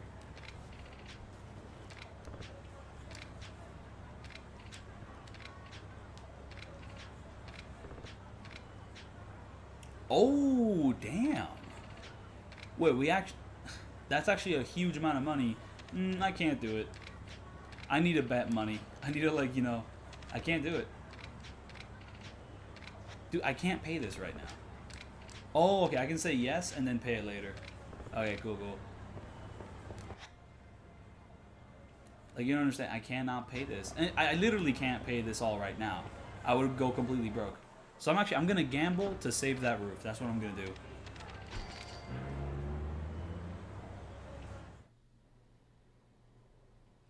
There was no Joe Amon in Gaiden. There was like a unique Amon in Gaiden. And yeah, you have to do like all the Coliseum stuff and then he shows up. So that's where Amon is.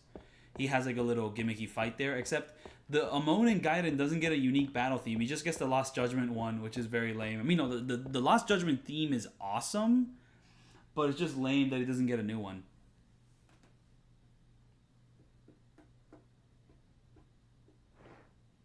31個の爆弾だって？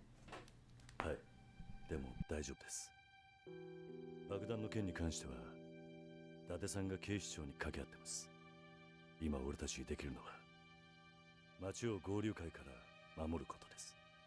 そうは言っても、主だった幹部は殺されちまって、組員は浮き足だってまとまりがつかない状態なんだよ。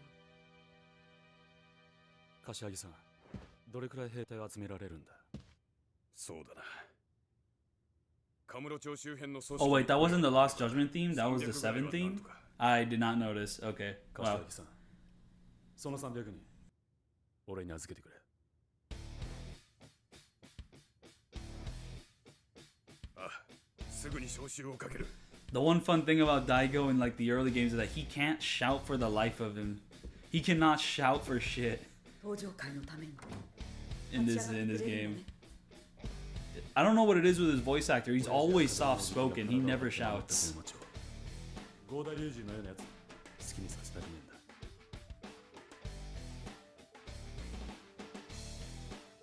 合流会を返り討ちにしてやる。大悟、お前。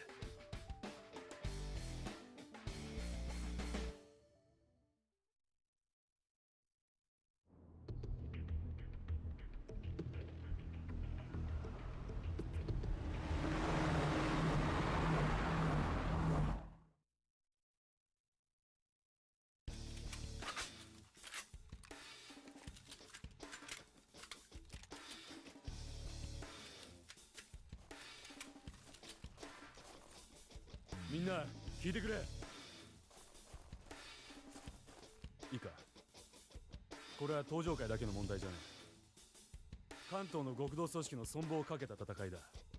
はい。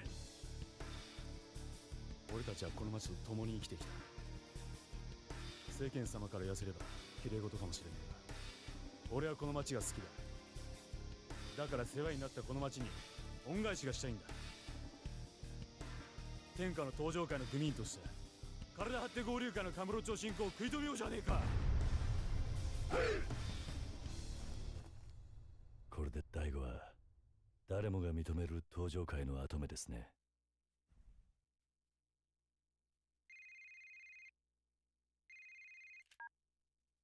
俺だ。I do love that they chose that tattoo for Daigo like this early on. I mean, mind you, it's not like you could have a different tattoo in future games, but it's just a great tattoo. どうしたんだ? I don't fully understand the symbolism of every tattoo in this series. I think like the symbolism with Daigo's tattoo does fit him really well. From what I remember, it being kind of like a guardian of sorts. But yeah, no, it's an awesome tattoo. Okay. Sephiroth's fight in 2 is so much more fun than 1. In 1, it's like, yeah, he's like the hardest, but also holy shit, dude. I prefer fighting him with Kingdom Hearts 2 combat a lot more. And he's still kind of hard in 2. So, like, I don't want to, like, talk bad about him. He's fun. And also, Kingdom Hearts 2 combat is just more fun for me, personally. So, there's that. But yeah.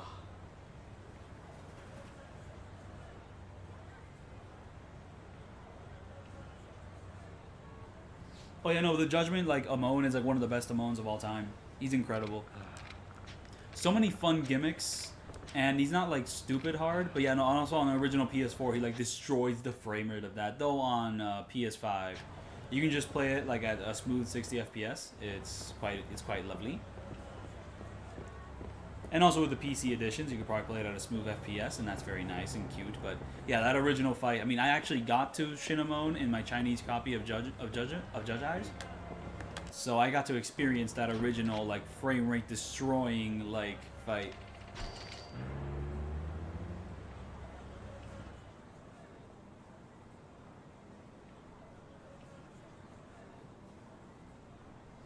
Wait, in the original Japanese copy of Kingdom Hearts 2, Reflect is weak?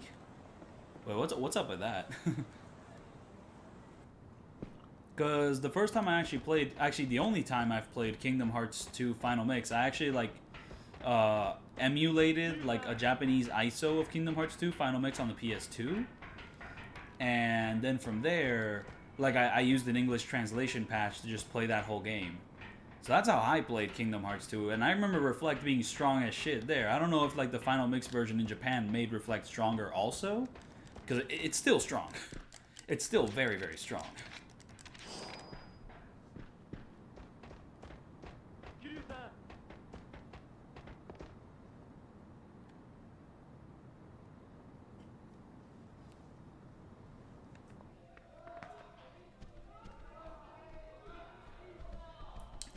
Alright, here we go. Gambling time, finally. Before I gambled really early on in Yakuza, well, not that early on in Yakuza 1, but here I'm gambling near the, pretty much at the end game. For no real reason. I'm not gonna buy too many things, but I guess I'll help with like repairing the roof. I'll do that. Let's buy some chips. Oh, I should have saved the game though, because I can get riskier if I save the game. Scary ass Kiryu with Daigo. He's with Daigo now.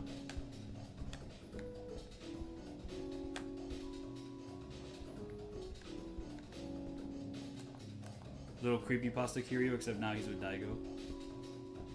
Can I push Daigo into frame? No, no, no, not like that. Come on, get into frame. Get into frame, come on, man. Turn around. I'm just trying to set you up, man. And I set him up to the point where he just disappears. Okay, cool. How do I make you turn around? I guess I have to get into frame here. Yep, there we go. But if I do that, he turns around. Okay. Very annoying guy to set up. There we go, just Daigo. Except he's always looking at me off the corner there. Alright, I'm just gonna take a short break. I'm gonna get some water, go to the yada yada yada.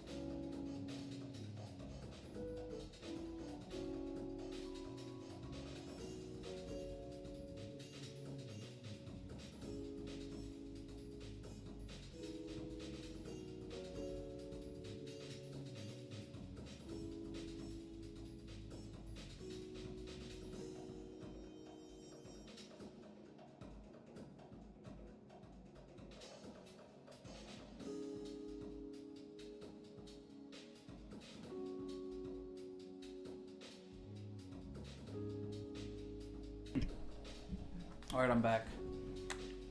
Boom, bam, pow. Working out? Oh no, I went to go eat ribs. I ate ribs. I'm gonna work out after the movie. The Spider-Man movie, which is much later. And I definitely want to beat Yakuza 2 before going to that movie, so I gotta get a little hurry on here.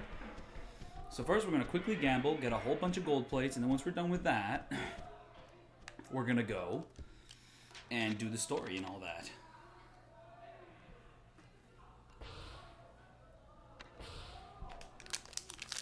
My playtime's just gonna increase from standing still in one area.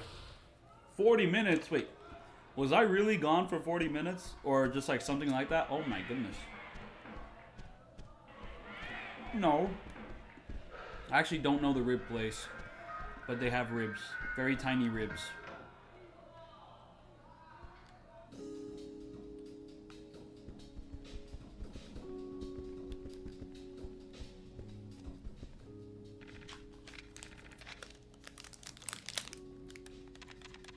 Let's get 2,000 chips and then bet it all on roulette. We do have a cheat item. Let's try to bet roulette 2 times.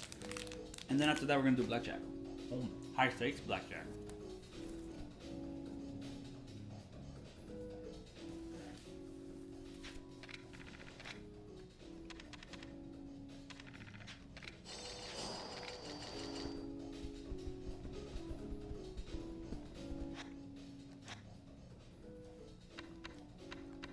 I hope this still works the same as it did in like Yakuza 1, because if it doesn't, I'm gonna go crazy.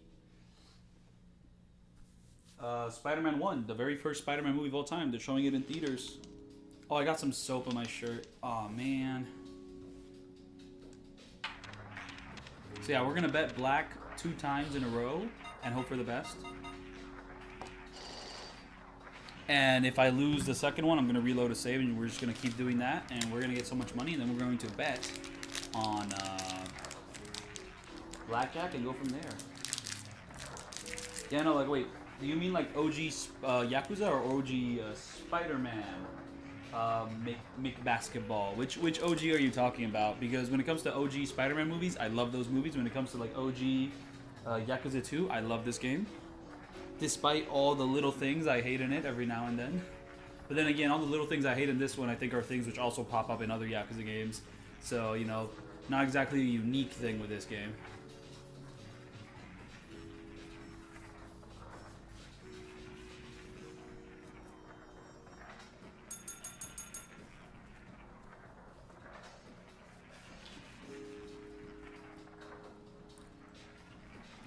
Like, I really like the original Yakuza 1.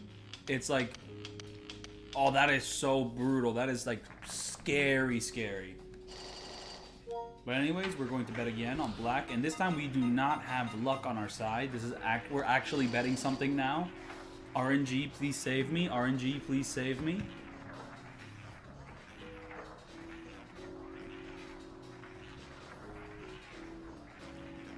I think the original Yakuza 1 has held up super well, aside from the shitty dub.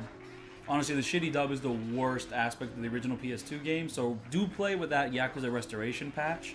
If you do, then Yakuza 1 has held up super well. Like, honestly, even the combat stuff you can get used to, and also just train with Komaki and you'll be fine. Yakuza 1's not a very hard game. Sometimes enemies will dodge you. Some of the side content with, like, enemies can be a little tough. I got fucking... When I did, like, the boob side quest in Yakuza 1, I got fucking destroyed by the people in the bar. They can like combo you pretty easily, but besides that, it's not that hard of a game. It's pretty fun.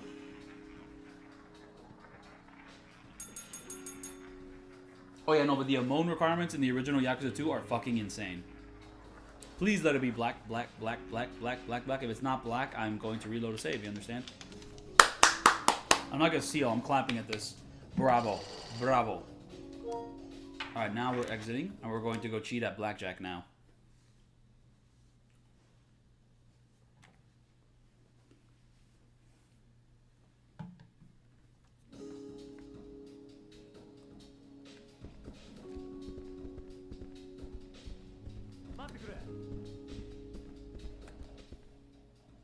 Oh, wait, first, don't play. I need to use the item first. There we go. I'm not going to have enough space to carry all the gold plates I'm going to buy, now that I'm thinking about it.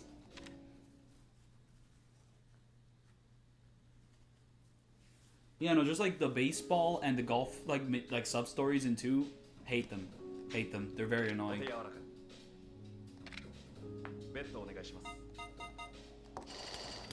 We can't bet too much in blackjack, but I do have the cheat item, so let's just do that.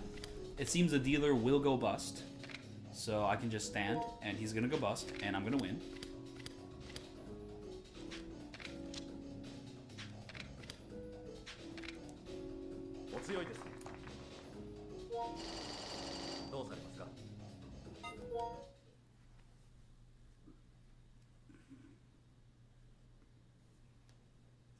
Yeah, like, I mean, the OG dub has a charm to it. It is a unique charm to that first game, but it's just that the original voice acting is, like, actually fantastic for the most part. So it's just, like, it does such a huge disservice to that original game. Like, it really does hit a lot harder when you're playing with the original voice acting. There's also a couple line reads that are better than the ones in Kiwami 1.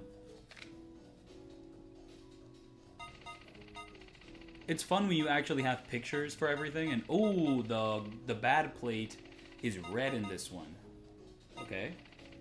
That's what I'm saying, I actually don't have enough space to carry all of these. So honestly, I think I might just drop all my healing items just to sell off all this, because I'm going to be so rich once I sell off all these gold plates. So let's just get rid of them. I could just go to the Coliseum and place them there. That feels like it's wasting a little bit of time. I'm going to go do that. I'm going to go to the Coliseum, I'm going to drop them off there, and then I'm going to pick up more gold plates, and we're going to be, you know, snappy-wappy.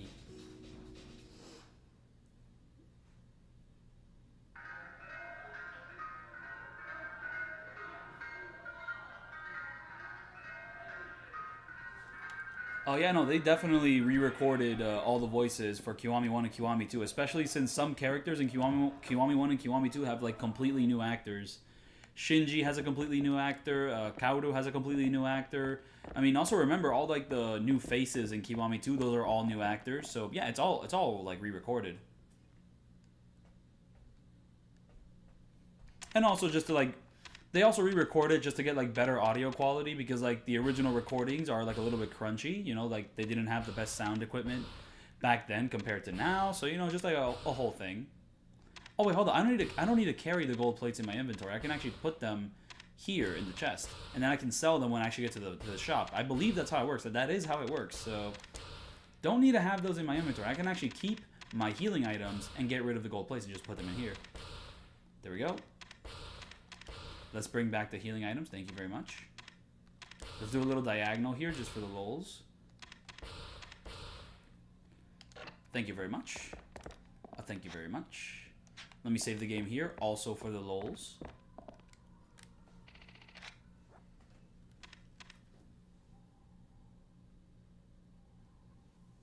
Oh, right, yeah, because Kazuma's, like, voice actor died, sadly. So I guess they kind of kept his lines out of respect. I actually didn't hear about keeping his lines, but yeah, no, I mean, if he's dead, you can't really replace him. And he's, like, his voice actor's also, like, super famous. What if Yakuza 2 had a giant woman? Damn, man, I don't think the PS2 could handle that. And it's weird that in Kiwami 2, they didn't add that in, given the fact that they had more power to do so. Very strange. I don't know, the way Yakuza designs their games. A lot of questions to be asked.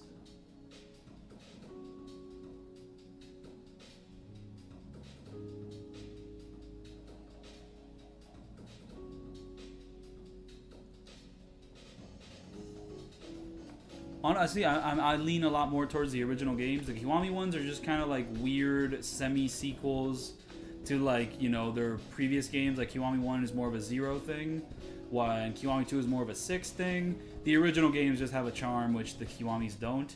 I'm honestly leaning towards saying that Kiwami 1 is better than Yakuza 1. That's kind of how I generally feel, but honestly, I think throughout these replays I might change my opinion on that. But I'm always going to like Yakuza 2 over Kiwami 2. Like, the original 2 is just like one of my favorite Yakuza games, and Kiwami 2 just isn't.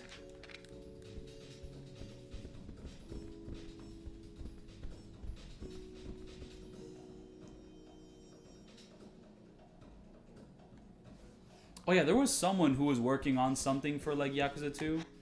Where, yeah, they do make, like, the cutscenes look better because, like, the English port of, like, Yakuza 2, they had to like compress all the cutscenes in order to like fit it all on one disc, so they look a little bit weird. So he's like getting footage from the Japanese release and combining it with the English release to get like the best looking images out of like the pre-renders and even like the in-game cutscenes. Just a very ambitious project. I forgot exactly who was doing that though, but I saw like a little thread about it. And it's very cool. I hope that goes well.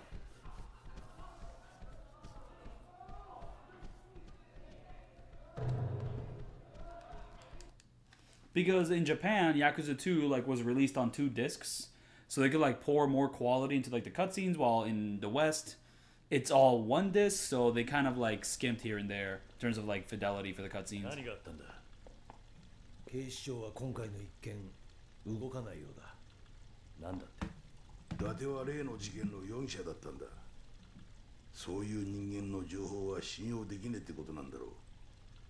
それに31個の爆弾が仕掛けられてるってのも和樹の証言だけだ。昔から警察ってとこは証拠がなければ動かねえ。分かってはいたんだが、こうも門前払いを食らうとはな。それじゃあカムロ町を救う手立ては何もねえのか。俺たちでやるしかねえな。300人の組員爆弾処理に回すんだ。合流会はどうする？俺が相手になる。一人でか？この広いカムロ町で31個もの爆弾を探すのは簡単じゃねえ。町に詳しい登場会の連中は全員そっちに回った方がいいだろう。だから合流会は Like, I believe even the HD collection didn't have like the best quality for the pre-renders. So just like a whole mix of things. So it's a very cool patch that he's doing for 2, for visuals and whatnot.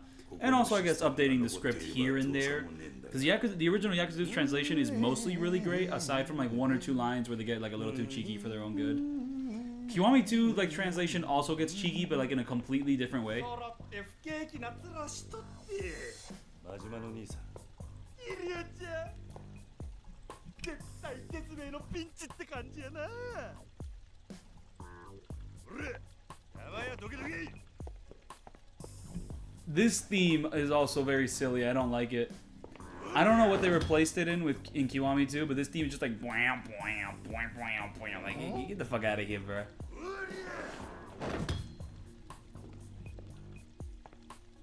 どうしたんだ？ここのシステムが必要や言うてたやろが。うわりゃ。なんでやねん。なんで動かへんねや。うわりゃ。おいおい、大丈夫か？うわりゃ。止めた方がいいんじゃねえのか？うわりゃ。I love this scene though.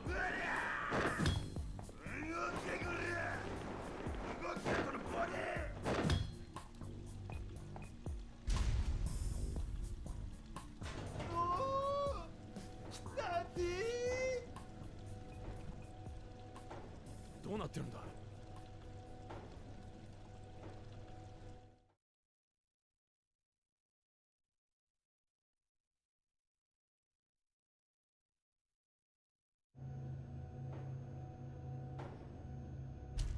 ？Oh, this frame is really funny if you compare it with the Kiwami 2 one, because like the difference in graphics is really funny. Just like they're like a lot more HD in like Kiwami 2 compared to like that one. ほんまはこれでボロ儲けするつもりやったんやけどね。助かったぜ、真島の兄さん。おれ、あんたの出番や。伝説の情報やはん。おう。Oh, that's like stuff in the background. That's not the game. I'm gonna open the blinds now.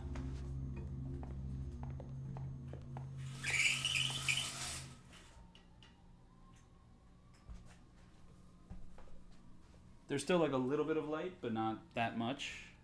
It's a very foggy day today. Holy moly, it looks depressing as shit outside.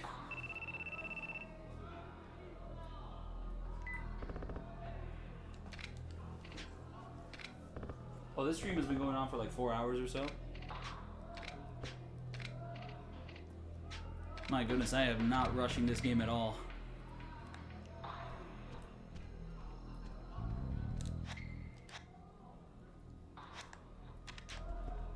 Alright, let's go to a pawn shop and sell everything off, except that, honestly, once we get out of this purgatory, we're just gonna be hitting up all the famous stops. And hey, what was that?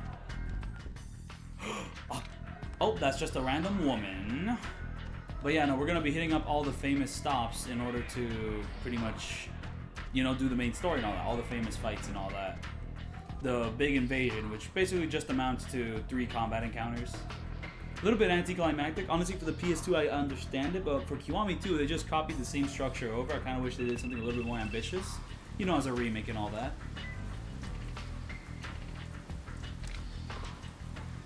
The sun is like completely blocked by the clouds, but there's still some light coming through, so yeah.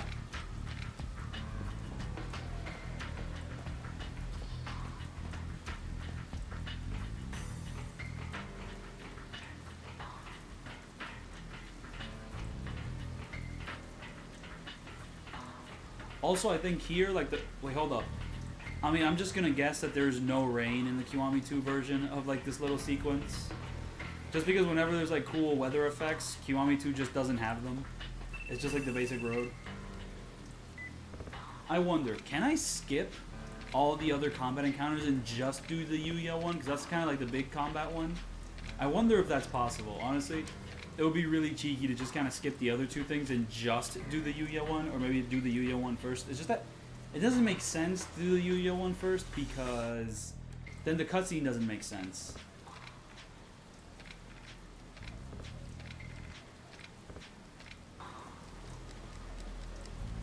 So yeah, no, let me go, oh, if I take a taxi all the way down there, that also puts me right next to the pawn shop, so I can get a bunch of money. Bunch of money. Right now.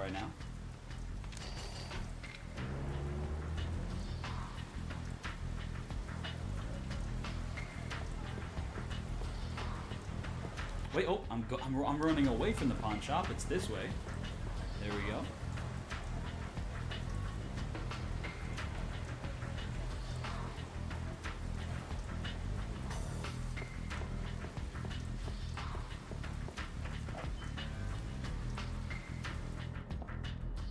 I forgot to get water.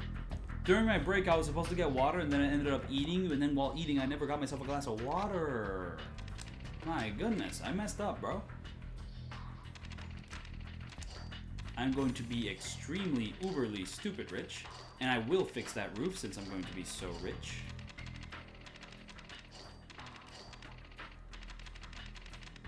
I nearly have 1,000,000 yen. Almost have 1,000,000 yen. Isn't that crazy? Oh?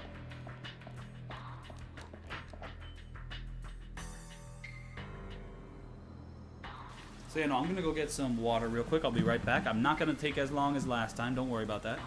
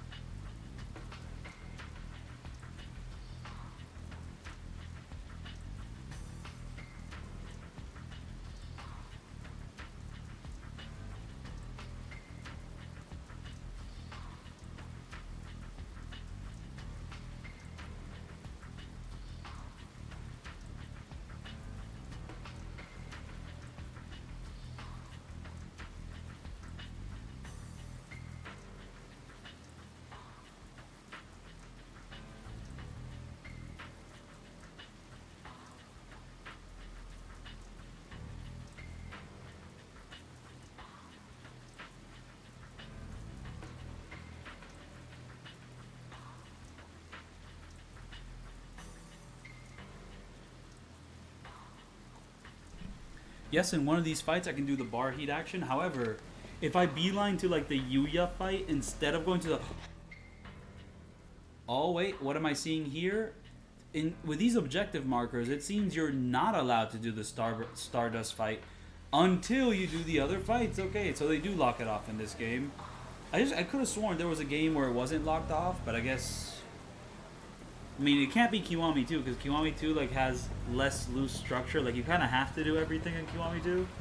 Just like in future games, you can't do shit like, you know, skip enemies in long battles. You have to fight everyone because, like, you know, the design properties have gotten to a point where, hold up, I have the money to pay you. I have the money to pay you. I'm going to pay you right now. I don't know who that guy is, though.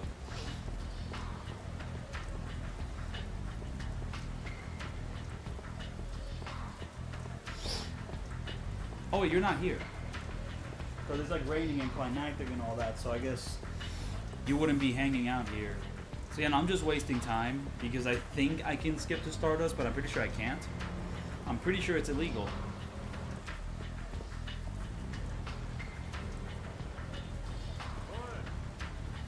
Oh, hell no. I didn't know you were the bad guy. I hate you.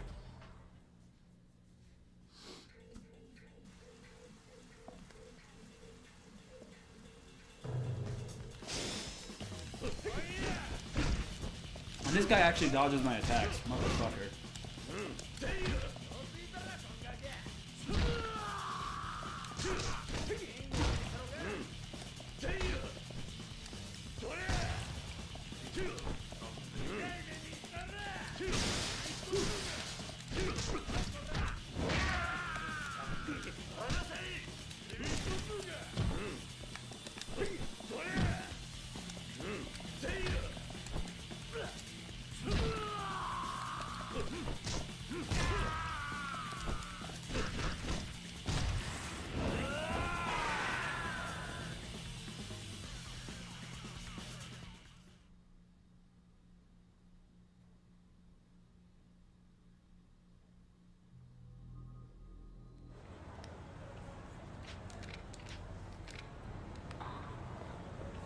Alright, please let me skip ahead, skip ahead, skip ahead, skip ahead. Let me fight as Stardust.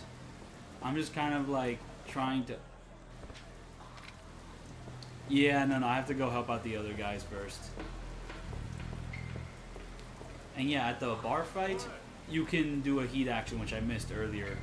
So I can maybe try to do that heat action now. It's a very cool heat action. And also, if you're going for a 100% run, you have to do it. So, you know. You don't really have a choice. Yep, I mean, I'm gonna try it. I mean, I might fail, and if I fail, I'm not gonna reload a save to do it, but yeah, I'm gonna do it.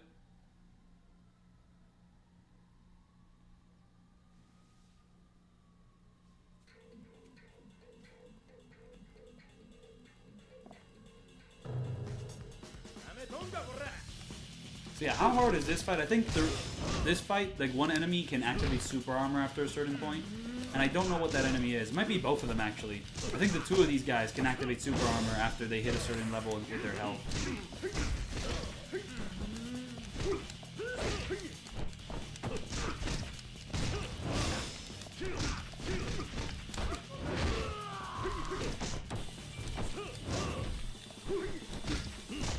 Whoa. Boom. Incredible heat action, deals a ton of damage. Damn, I guess I can kill them before they activate any sort of super armor. And oh, heat action. Yep, there we go. He was just about to activate super armor, but I stopped him.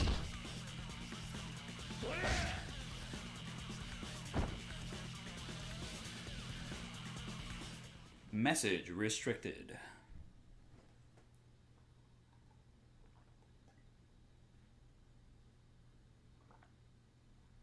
No, I didn't. I haven't done any street bosses. At least, I don't know, this entire playthrough, I haven't done any street bosses, from what I understand. Because, like, in order for it to be a street boss, like, enemies would, like, stop attacking you while you're on the road. That was, like, a kind of a cute thing you could do. Wait, actually, I think enemies stop... The enemies... I'm saying it wrong. The enemies would stop attacking you if you, like, reach too high of a level for that area. And that's very cute, except it stops you from grinding because you can't fight them anymore. But then again, you don't really want to grind in a game, so like whatever. But still, like the option of grinding is gone. Herculean Knuckles. Wait, what the fuck? Whoa. That's like one of the best Knuckles in the game, from what I understand. So fucking... What do I have here that's so cool? This sucks. Like, oh, it's a lightning bomb. Oh my goodness. I'm gonna use the Herculean Knuckles in the final long battle. Hey, come on, like, cut me some slack here. Yeah, those are golden Knuckles. I'm pretty sure you can like RNG and get these at the very beginning of the game, and that's basically how the speedrun works. Like, you have to get these. I don't know, something like that.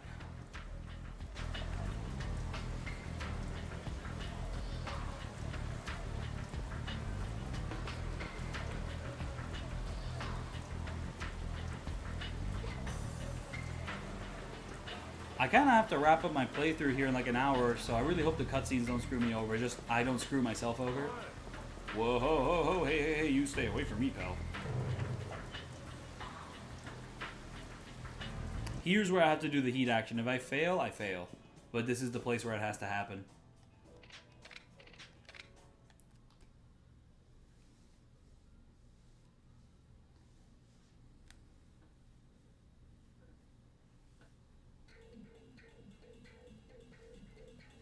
So let's throw a lightning bomb and see how that goes. Let's get rid of this silly little weapon. And it completely missed everyone. Okay, great. Well, it's not this heat action. I have to grab them by the legs. And if I'm going to do it on anyone, it has to be this guy. Because he's, like, tiny. I have to defeat heavy guy first. Oh, fuck, with the tiny guy. Oh, fuck.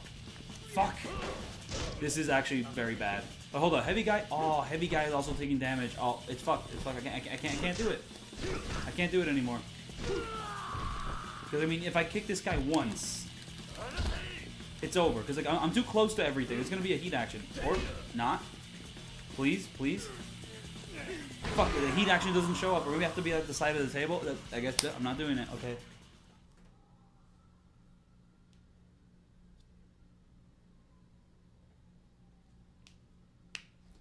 Yep, there's like a random encounter that happens in the first chapter of the game before you fight Daigo, and he may or may not show up, and when you fight him, he may or may not give you a certain weapon, and I think it's either the Herculean Knuckles or the Patriarch Bat. I think it might be the Patriarch Bat actually, which is still an incredibly useful weapon.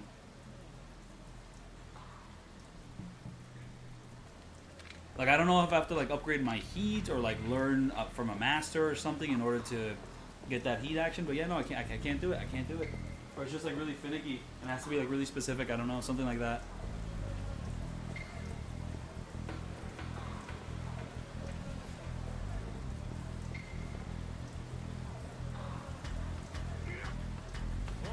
No, no, no. I'm not here for you.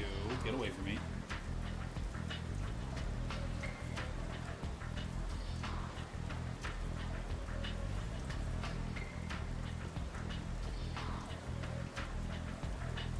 I should eat some ice cream.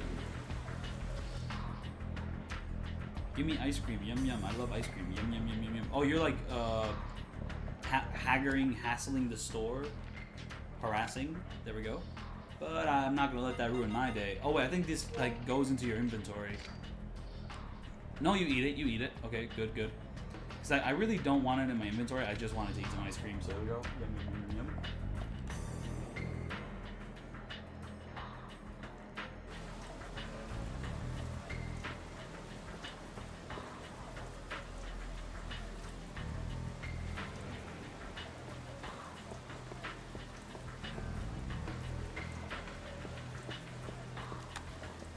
Wow, this little arrow just doesn't go away. Okay, it went away. Thank you.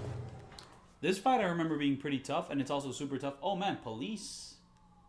There's some police activity happening outside.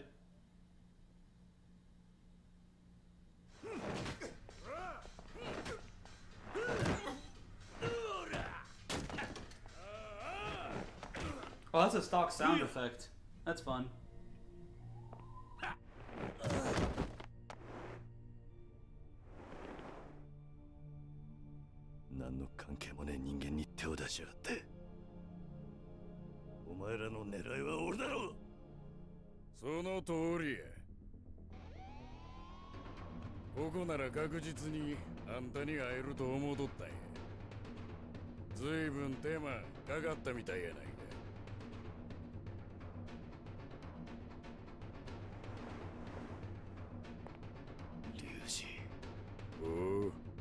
つらや。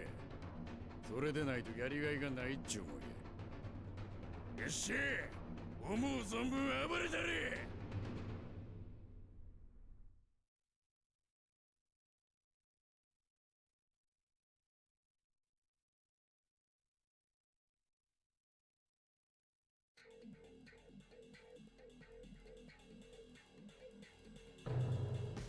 やめとんかこら。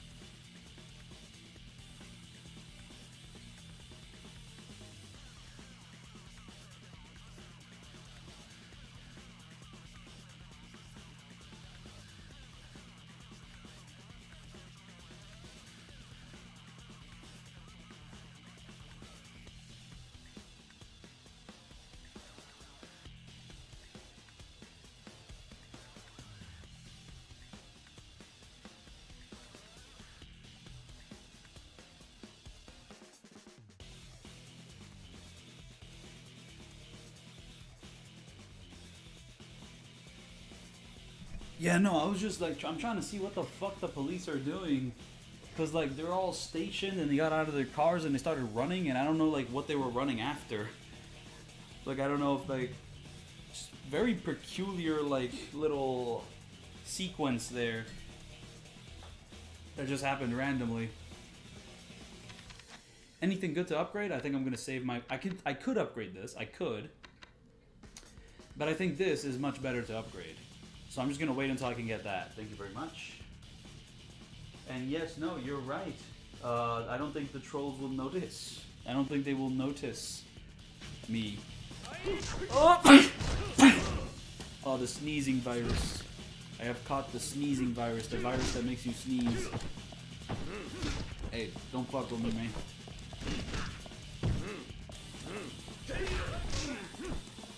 Wait, can I go up the stairs in this original PS2 game?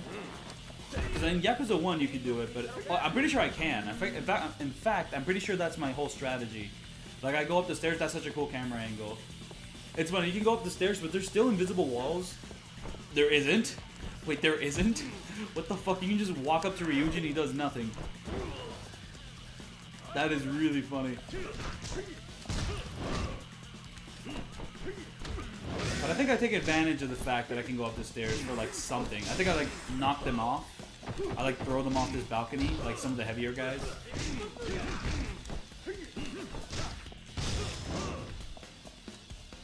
Especially like the super armor guys. I think I try to like throw them off before they gain super armor, because once they gain super armor, they're like insufferable.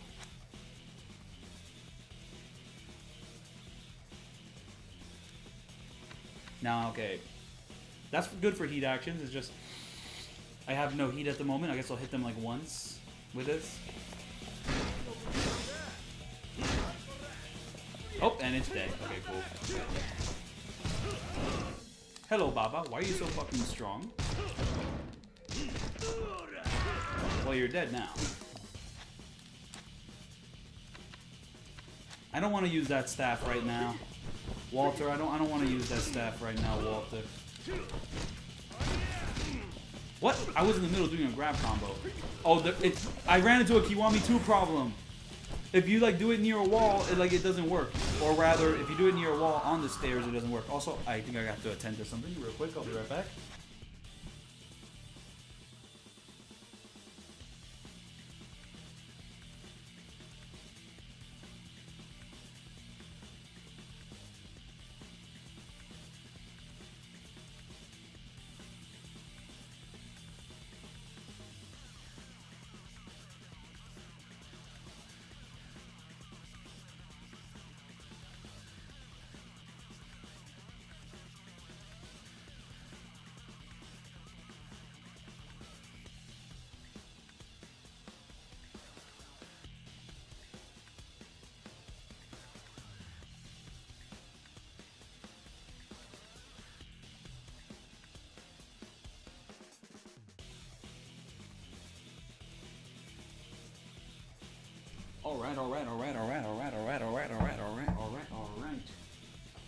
Didn't have to attend to anything, but I did get some seaweed.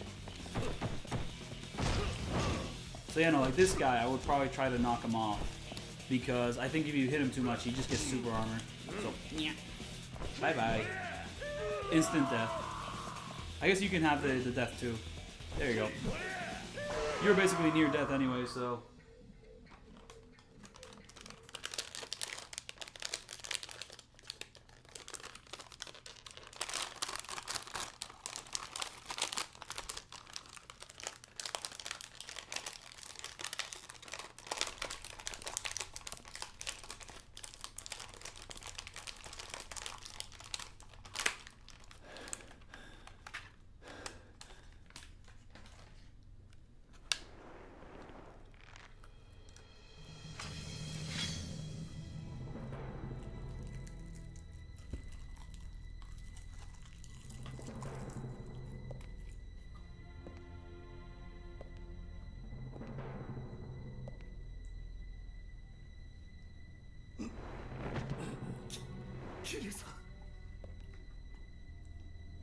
Ouchie.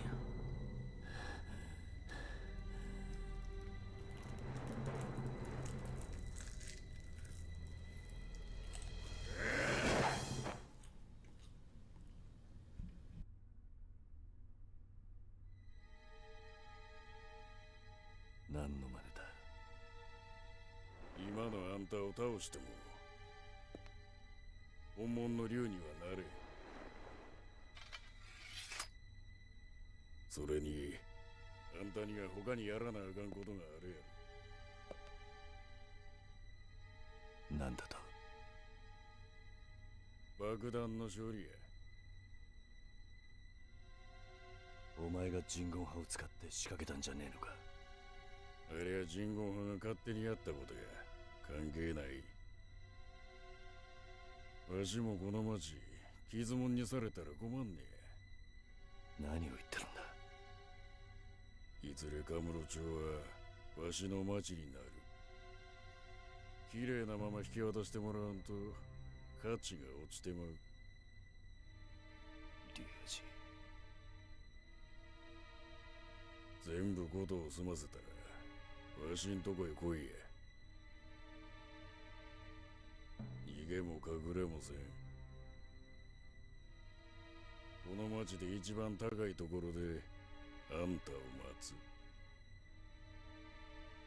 わかった。今度は一切の邪魔はなしや。He could not be more wrong about that, by the way.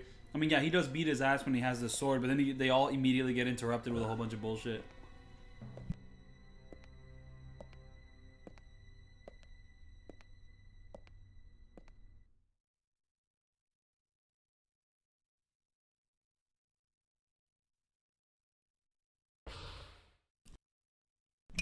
I'm eating some seaweed once again.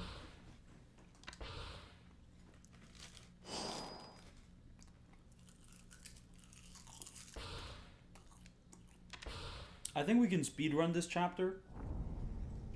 Because I think it mostly just amounts to going here, going there, cutscene, and then it ends, and then it's the finale of the game.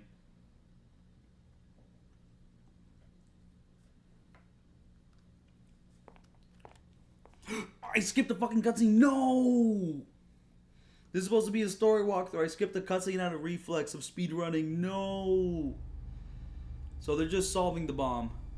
And I definitely don't want to skip this scene, but I skipped the scene beforehand. Now I don't have a full comprehension of the Yakuza 2 story. Oh.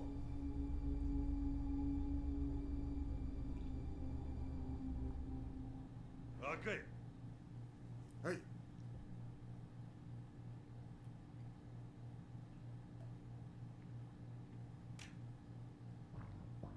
I actually have less than 2 hours to finish up Yakuza 2 now that I'm thinking about it.